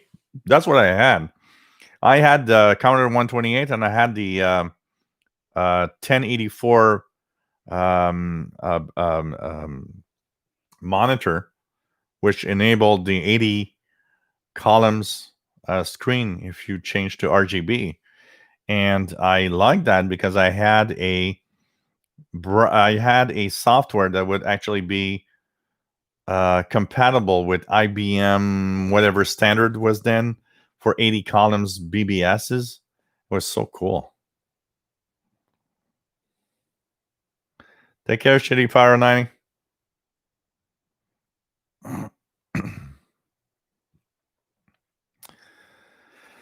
Oh man. Yeah, load. Load. Yeah, if you wanted to check what Dr. Sysop, if you wanted to know what was on the directory, and if you wanted to load your software was like load star comma 8. Oh man. RDX or Radio Tahiti. Oh man. I wish I would have had a QSL card. I heard that so many times, but never had a QSL. Rob, it is impossible to live in the past, difficult to live in the present, and a waste to live in the future. Well, not necessarily a waste. Future, pretty much what we're gonna do, and we gotta try to be the best we are in whatever happens. Oh man, imagine Arnold for president. Terminator. Rob, yeah, I saw Terminator 3 in the theaters in 2003. Oh man. On for history. Thanks, Jelly Gray answer. Enjoy your waxing philosophical on these things. 1982 sounds like was there a lightning? What happens? Why are we all here? Also at the same time, it's crazy.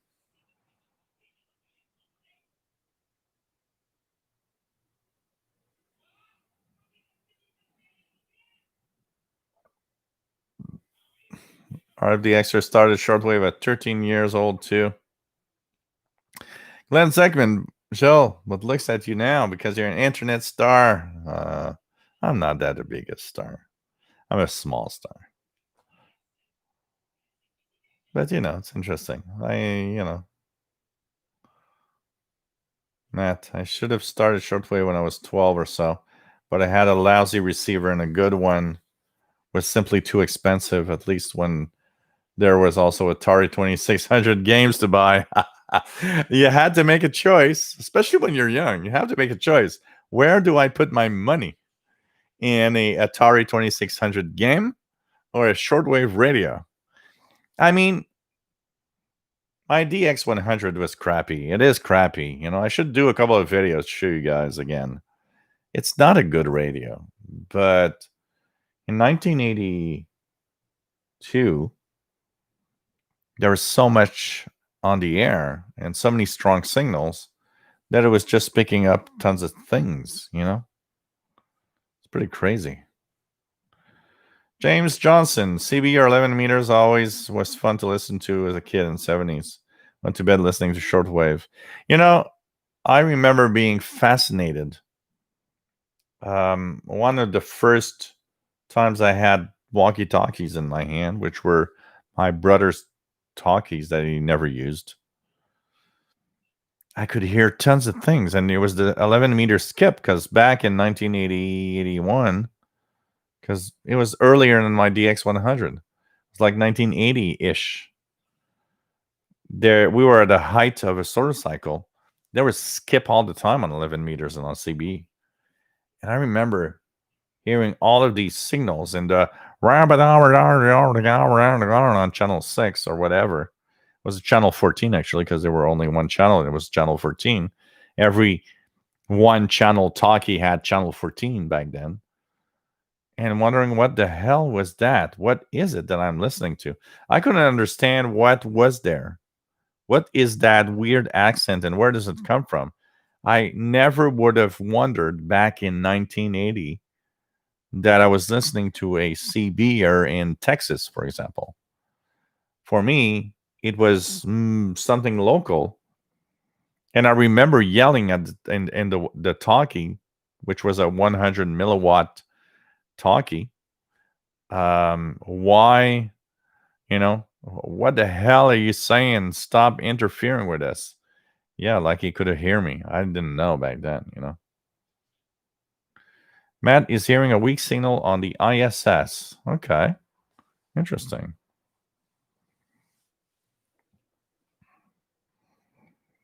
That's crazy. I mean, totally crazy. Matt says, I'm sure that DX100 be the ancient cut rate tabletop receiver from the 30s for sensitivity. I really ought to have been able to get more than WWV on it, because it did cover 49 meters. Yeah. You remember the brand or what the radio was exactly, Matt? Because it's interesting, because if you were getting WWV, I was getting a lot of signals. One of the biggest problems with the DX100 back then was its selectivity was no good. So you had a mishmash of a million stations jammed back together, and trying to get one station clear enough of the other stations on each side was a amazingly difficult task. But I didn't know, actually. But even today, I notice how it's not very sensitive compared to what radios are today. But there were so many signals back then that I don't know. I didn't know better. I didn't know better. It was crazy.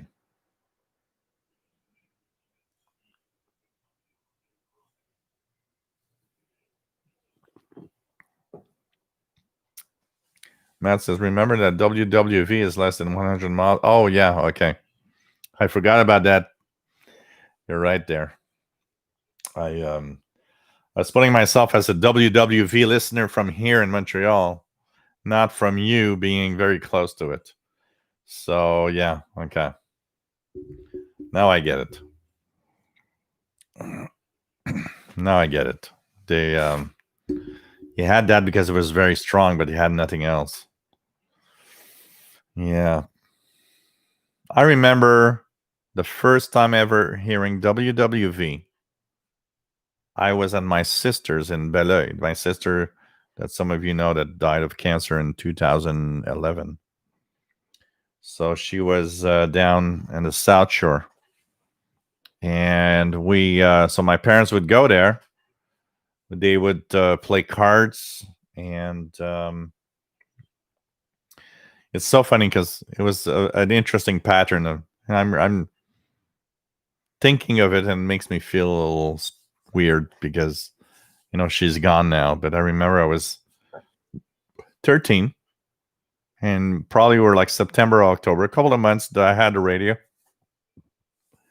And it's funny because my parents, my sister, which was, my sister was like 20 years older than me. She was far off compared to me. We would, sure, 18 or 19 years at least difference. So we would go to their house in Belay, and I told you guys she was an amateur radio operator. Victor Echo 2 Delta Papa Oscar was her call back then. Anybody that has a call book of the 80s, if you look at it, you're going to see Joanne. My name is Letourneau. So Joanne Letourneau.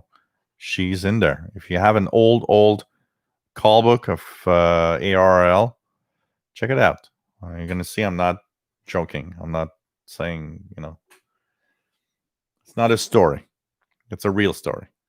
And the funniest thing is I would bring my DX100. I would hook up a wire outside. Or sometimes I would actually, because she had a Yaesu, I think it was a FT101 or something, like one of the first generation of a Yaesu FT100 or 101, something like that.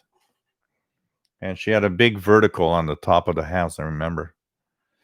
And it's funny because we would go there. My parents would, I was 13, so she had a cat, a dog. I would play with the cat, play with the dog, listen to radio. And when they were playing, they were drinking. And, at the end of the evening, they were hungry. They would always look at me and say, "Hey, Joe, how about making some sandwiches so we can eat a little bit while we're continuing with the card playing and the drinking?" And I was like, "Yeah, sure." And I would make sandwiches. I would go in the fridge and look at the stuff and make sandwiches and bring the sandwiches while I'm tuning around my DX100. And I remember distinctly one night I was on 15 megahertz. I was tuning slowly, and I heard this tone with the thumping every second. And I was like, "Oh, what's that?" And my sister, that was a ham radio operator, said, "Oh, WWV." And I was like, "What's that?" "It's a time signal station in Colorado." And I was like, "This is from Colorado?" "Yeah, you're going to hear. He's going to give the time and everything." And it was the first time ever I had heard WWV. And I have almost goosebumps thinking about it. I'm feeling the moment right now. And I remember listening to it, and it's like, how strange. A station that gives the time. Why? You know? And it was WWV, and it was on 15 megahertz. And it was super clear because it was like one of the only signals on that frequency, giving out the time and all of that. It was like, wow, this is so cool. This is so cool.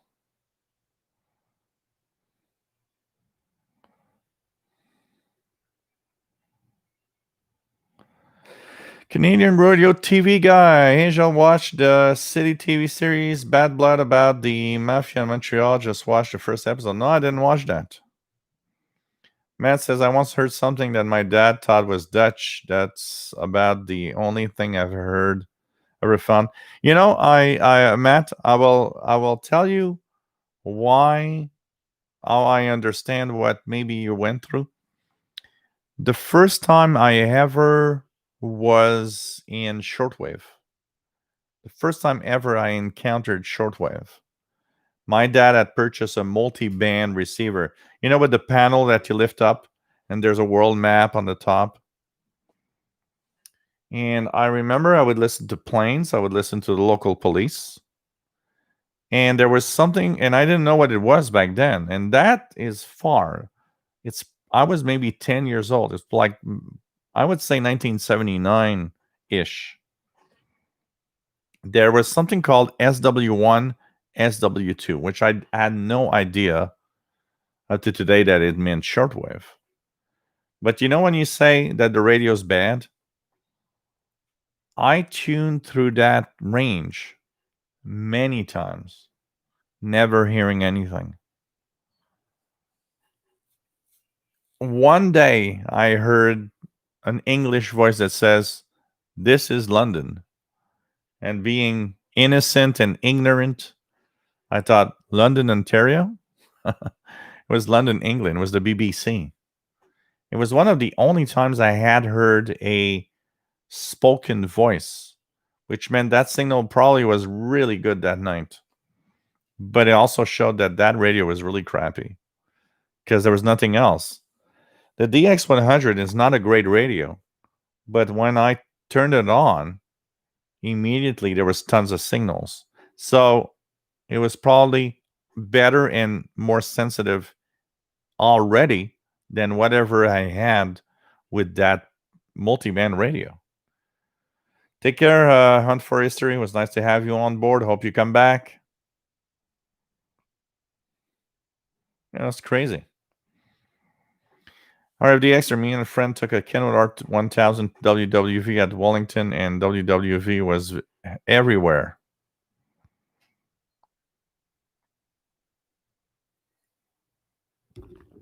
Keisha Escape. Did you ever have trouble with the Russian woodpecker? Of course, it was everywhere. You know, the Russian woodpecker was not the problem. The biggest problem in the 80s when I was listening in was the Russian jamming everywhere. They had white noise jammers that were everywhere and actually had Morse code identifiers back then. Let me just give you an idea of what it sounded like. Okay, I think there's something I can share here.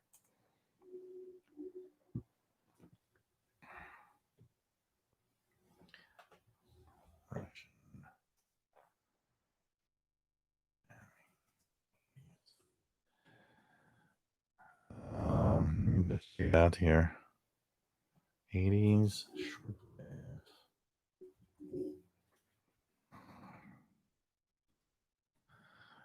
I think there's something. I'm gonna do a video. I don't hear it right now, but back then Russian jamming was so bad, and it was like white noise, and they had Morse code IDs, and it was everywhere, everywhere.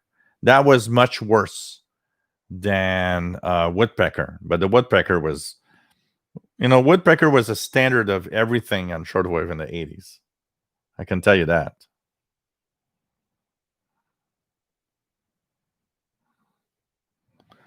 Matt says, I was so impressed that a station in Colorado could reach the world. It was magic of shortwave. Yep. I think that's the first part of being amazed. Thinking that a radio signal from so far away reaches us. And maybe that's where, when we talk about how our family and friends is like, oh, you're listening to the noise.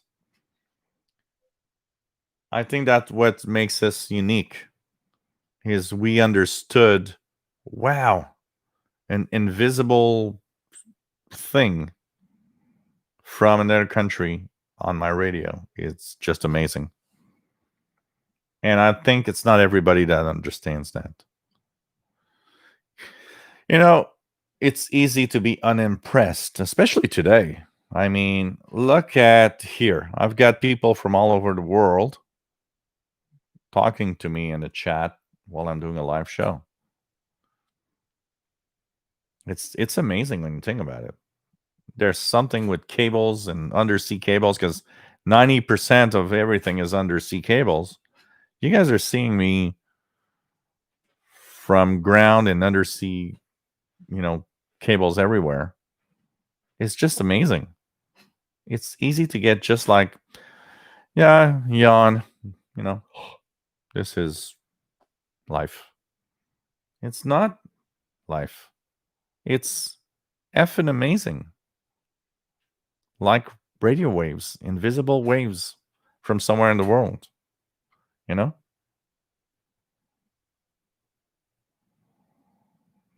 Huge escape. I wish Jill would have heard number stations back then. You know, there were tons of number stations, 100 more than today. There were tons of things I never listened to. I didn't know they existed.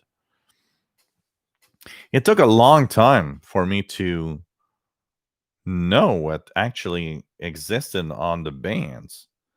I don't think you know what? I started in 82. I don't think I knew that pirate stations existed before pretty late in the 90s.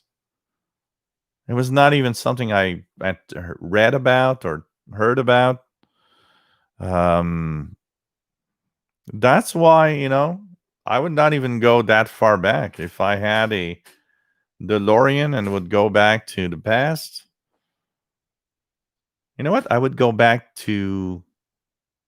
ask to go back and have at least a week.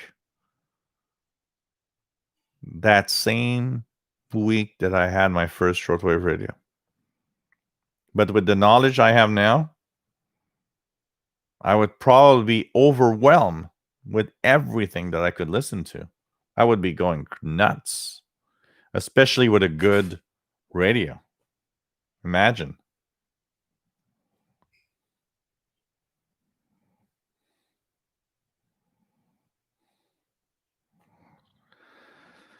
Can you read the radio TV guy? One time I was in the backyard listening to WWV on 10 megahertz, and my neighbor behind me doing yard work walked up to the fence and said, "Is that WWV?" And I said, "Yeah." He said, "Lots of as a kid, you know, there's so much stuff." I remember.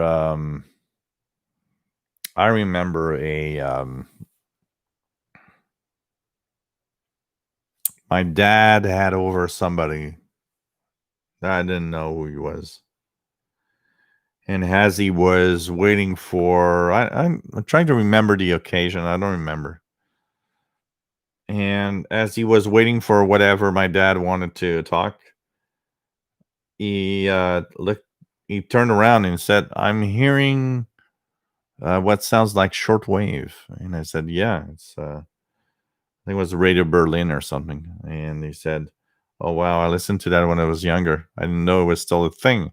And we're talking, when we talk today, people coming back saying, "Well, shortwave is still there."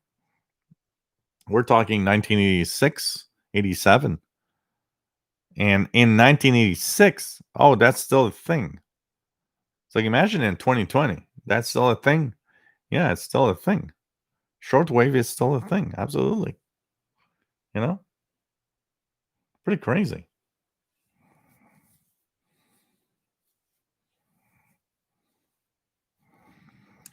Matt says, "I remember listening to WWV for a solid hour while cleaning my room on Saturdays.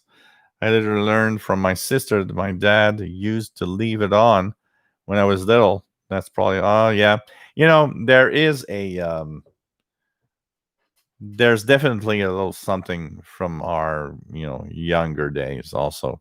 Things that we we want to hold on to. I mean, I think we all have a moment or all have a little something from, I miss one thing about my young years, the innocence of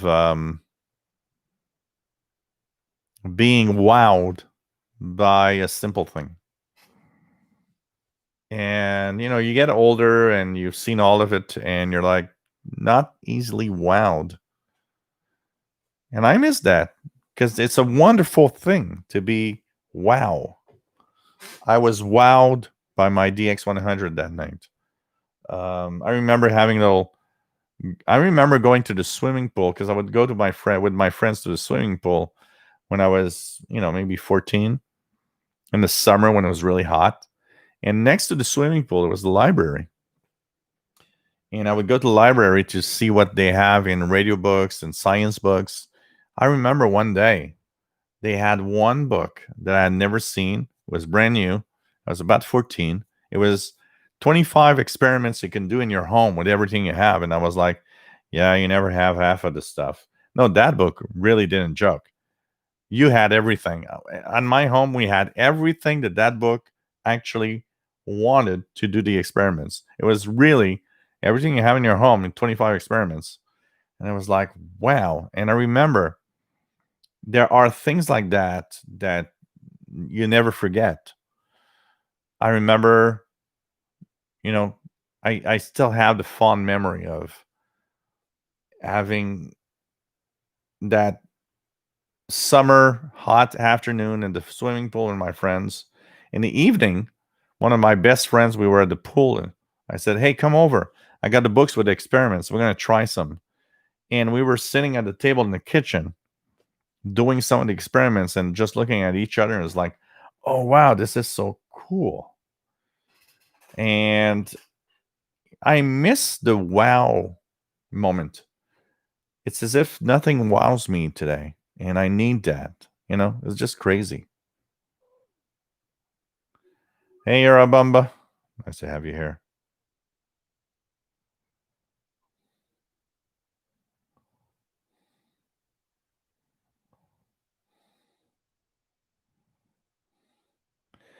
Mohammed Gadir. Nice to have you on board, my friend.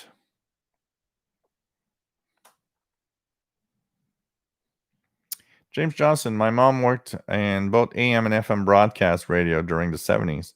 I remember being in those rooms while the stations was on it. And it was amazing.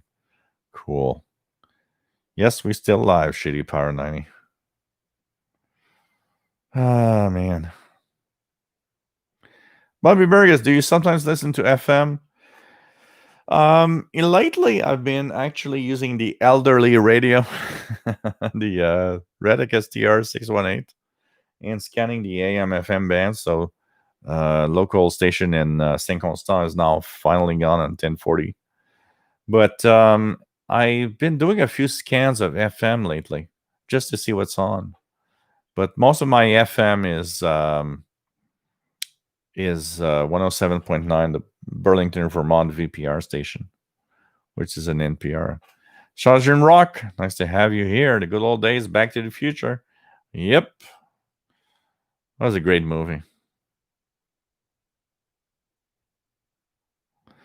Canadian Radio TV guy, remember the first time I heard WWVH, I kept wondering what the male announcer and why it all of a sudden changed before I realized there was two of these stations. Yeah.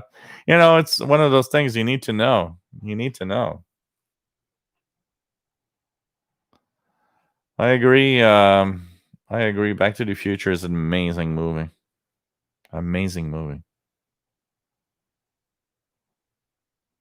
Yep. Independence Day. Great movie. Also, I agree. Independence Day as a feel. For those that watch Seinfeld, if you guys remember, there was an episode of Seinfeld called "The Summer of George," and I can almost relate to it because I have a moment in my life that I call the Summer of Gilles. When I was in a job, so I was in a very, very boring job for 4 years. The kind of job you got to wake up really early, like 6 a.m., and you're like, it's the dumbest job ever. It doesn't pay, but you do it because you need money and you need a paycheck. When the Canadian government, so we have UI, unemployment insurance here, but back then you could quit your job and ask for unemployment insurance. In 1993-ish, they decided that would stop. So when that happened, I thought, okay, if I want to get out of this dead-end job, I got to do it now because I won't be able to quit my job. So I went to the employment office, which is in the same building that I worked actually. And I said, if I go to my job this week, I'm still getting UI. And the woman said, well, the first thing she said is, why do you want to quit your job? In my head, it was like, yeah, it's a dead end job. You know, it's like, it's the most idiotic, boring job I ever had. And, but she added, yes, until up to Friday. After Friday, you can't do it anymore. That was the deadline. And we are Monday. We are Monday. Okay. I go back to my job. I look at the boss and I said, Friday is my last day here. I'm quitting. And it's like, oh, why? And I remember looking at it and it's like, this job is effing boring. And he said, but you're really good at it. I don't care. I'm good at it. I'm going crazy doing this job. So I quit on Friday. I went to the office on the unemployment and I said, quit my job. I'm asking for unemployment now. And I had, back then, they were very generous. I had 1 year of unemployment. And I'll be very fair. I had worked my ass off so much. I never had asked for anything government wise. We are in January, February, and I'm thinking, I got a little bit of money in the bank. This is going to be the best summer I'm ever going to live through. And one of the reasons I thought that is I'm getting older, having the pleasure of, I was still living with my parents, having the pleasure to do what I want, when I want, how I want. I might never, never be able to do that ever again. And I got the unemployment insurance, and I lived through one of the best summers I've ever went through, still is today. I remember my days in the summer where I went to the movies in the afternoon in summertime, go to the Jazz Fest in Montreal, which is one of the big fat jazz fests in the world. Fireworks competition at night. It was heaven. It was like, wow, I'm going through all of that. That year was one of the best ever. It's 1993. That's the summer of Gilles. And I remember somebody in my friend said, well, you should be ashamed of exploiting the UI. I said, I'm not ashamed. I paid for it. Because on my paycheck, UI was taken every week for 4 years. I am getting my UI and that's it. And nobody's gonna, it's like, it's funny how people think about these things. I said, I'm sorry. I'm thinking it. I had a full year and I took the full effing year. And I do not regret it. I actually am happy to have done it. And man, that was the summer of Joe. So when I saw the Seinfeld episode of Summer of George, I was like, oh man, this is my summer. But man, that was so great. Shortwave. I did so much shortwave on my Kenwood R5000 back then, listening to all the exotic signals that were still there in 93 at night, not caring for anything in the world, not having to wake up in the morning. I got to tell you one thing. If I had to do it again, oh yeah, do it again. Anytimes. Anytimes. I can tell you that.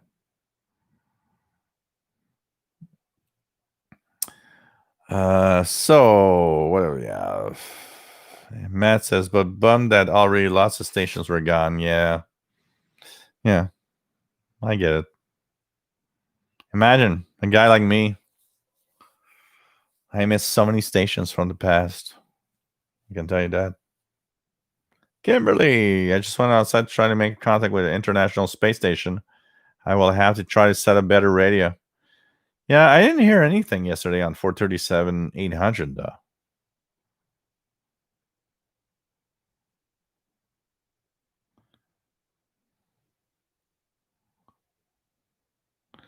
Getting a radio TV guy. When I was younger, I could hear my mom in the house phone line with the top of shortwave band, realistic DX66.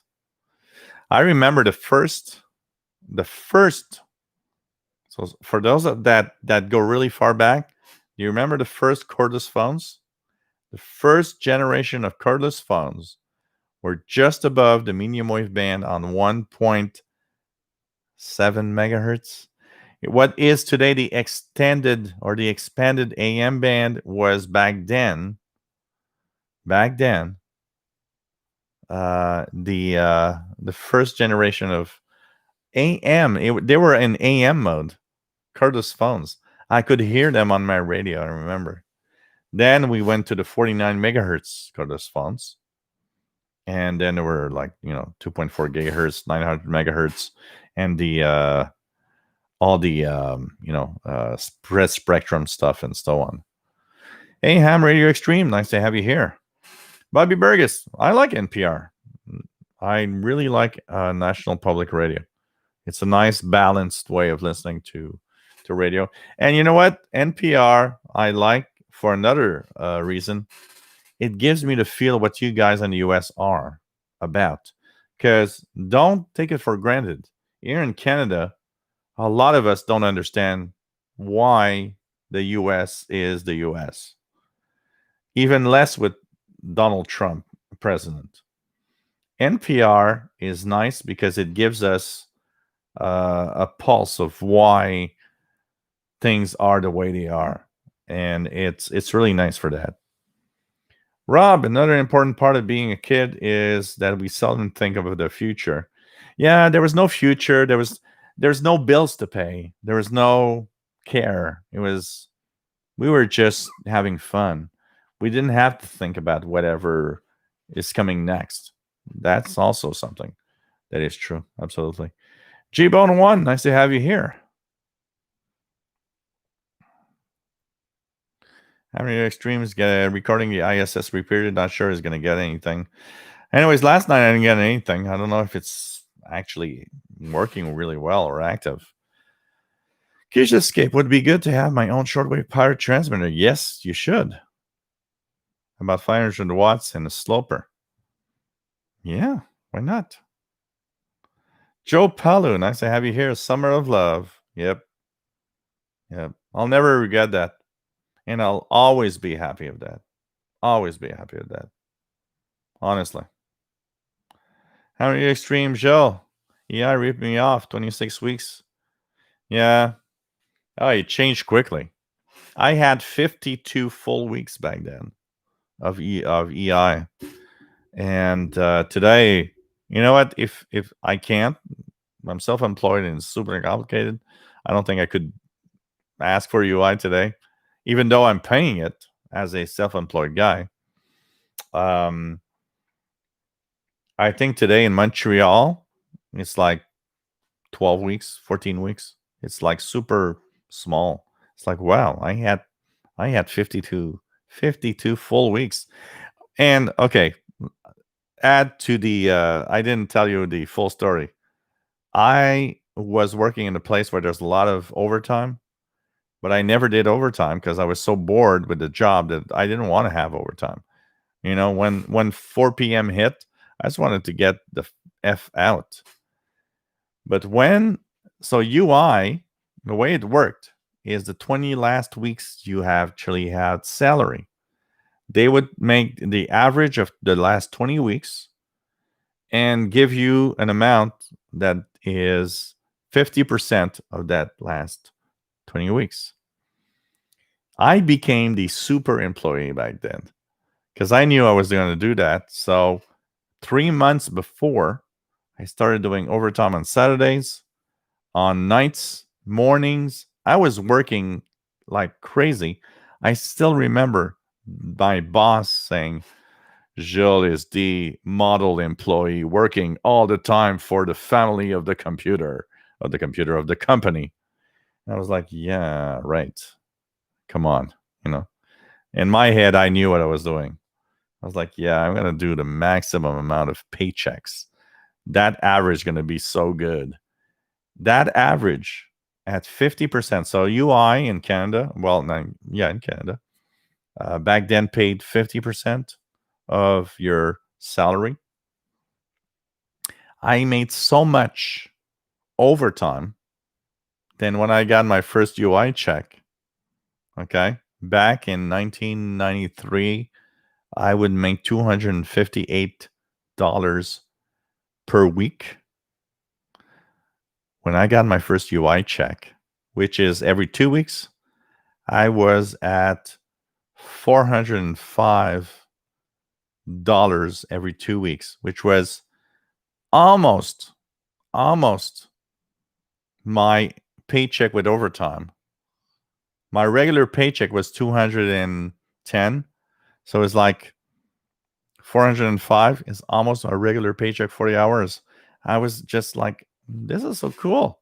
I'm making almost as much as my regular salary without overtime because I did so much overtime.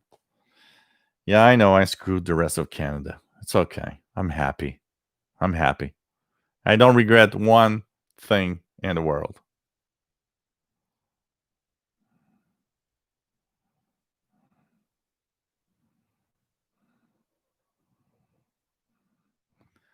So Gilles, the summer of Gilles was amazing. I would go to the movie theaters.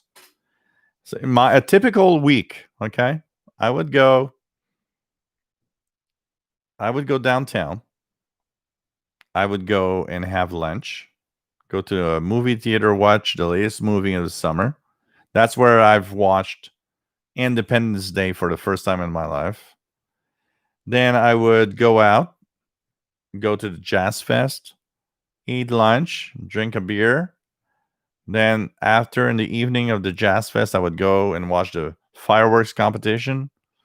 I would go back home. I mean, that was life. I can tell you that. Pretty crazy. Flavio Franco, nice to have you here from Brazil. Man, we are at 4 hours. It's midnight. Damn. Hey, Joe. No, not yet. Trying to work on it. G-Bone says, here in the US, what you call UI sex rocks. Yeah.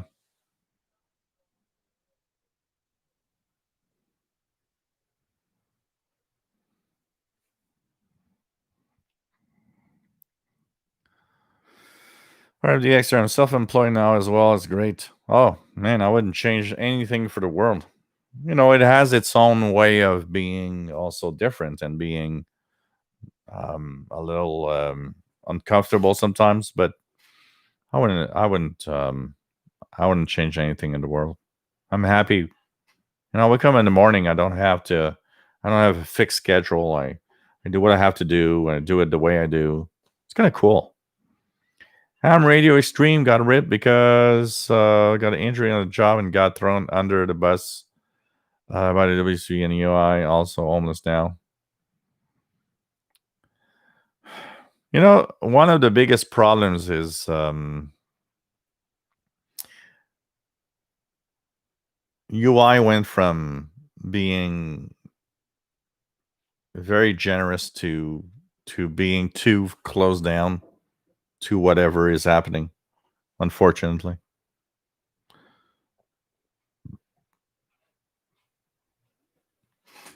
G-Bone one says, Summer of Gilles should be a book or a movie. Summer of Gilles with shortwave in it. You guys would all watch it. There's some wave and there's some radio in it. I had scanner. I was a big buff of scanner radios back in that time. James Johnson.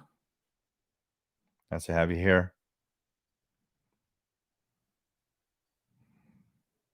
Yes, don't worry, Joe.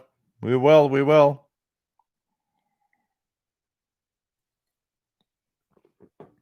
So, hey, guys, I'm going to say good night. It's midnight here. Midnight, 6 minutes. I never thought I would do 4 hours tonight.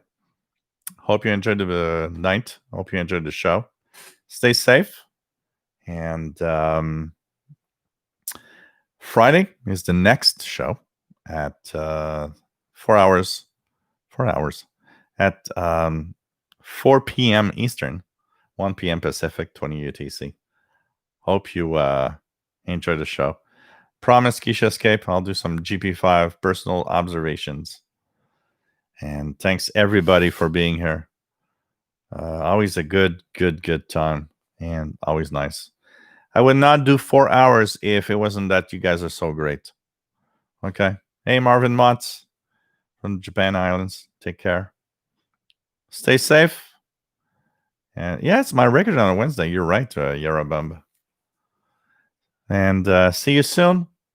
See you Friday, maybe. Or see you next week. Bye. Love you all. Stay safe, guys. Okay.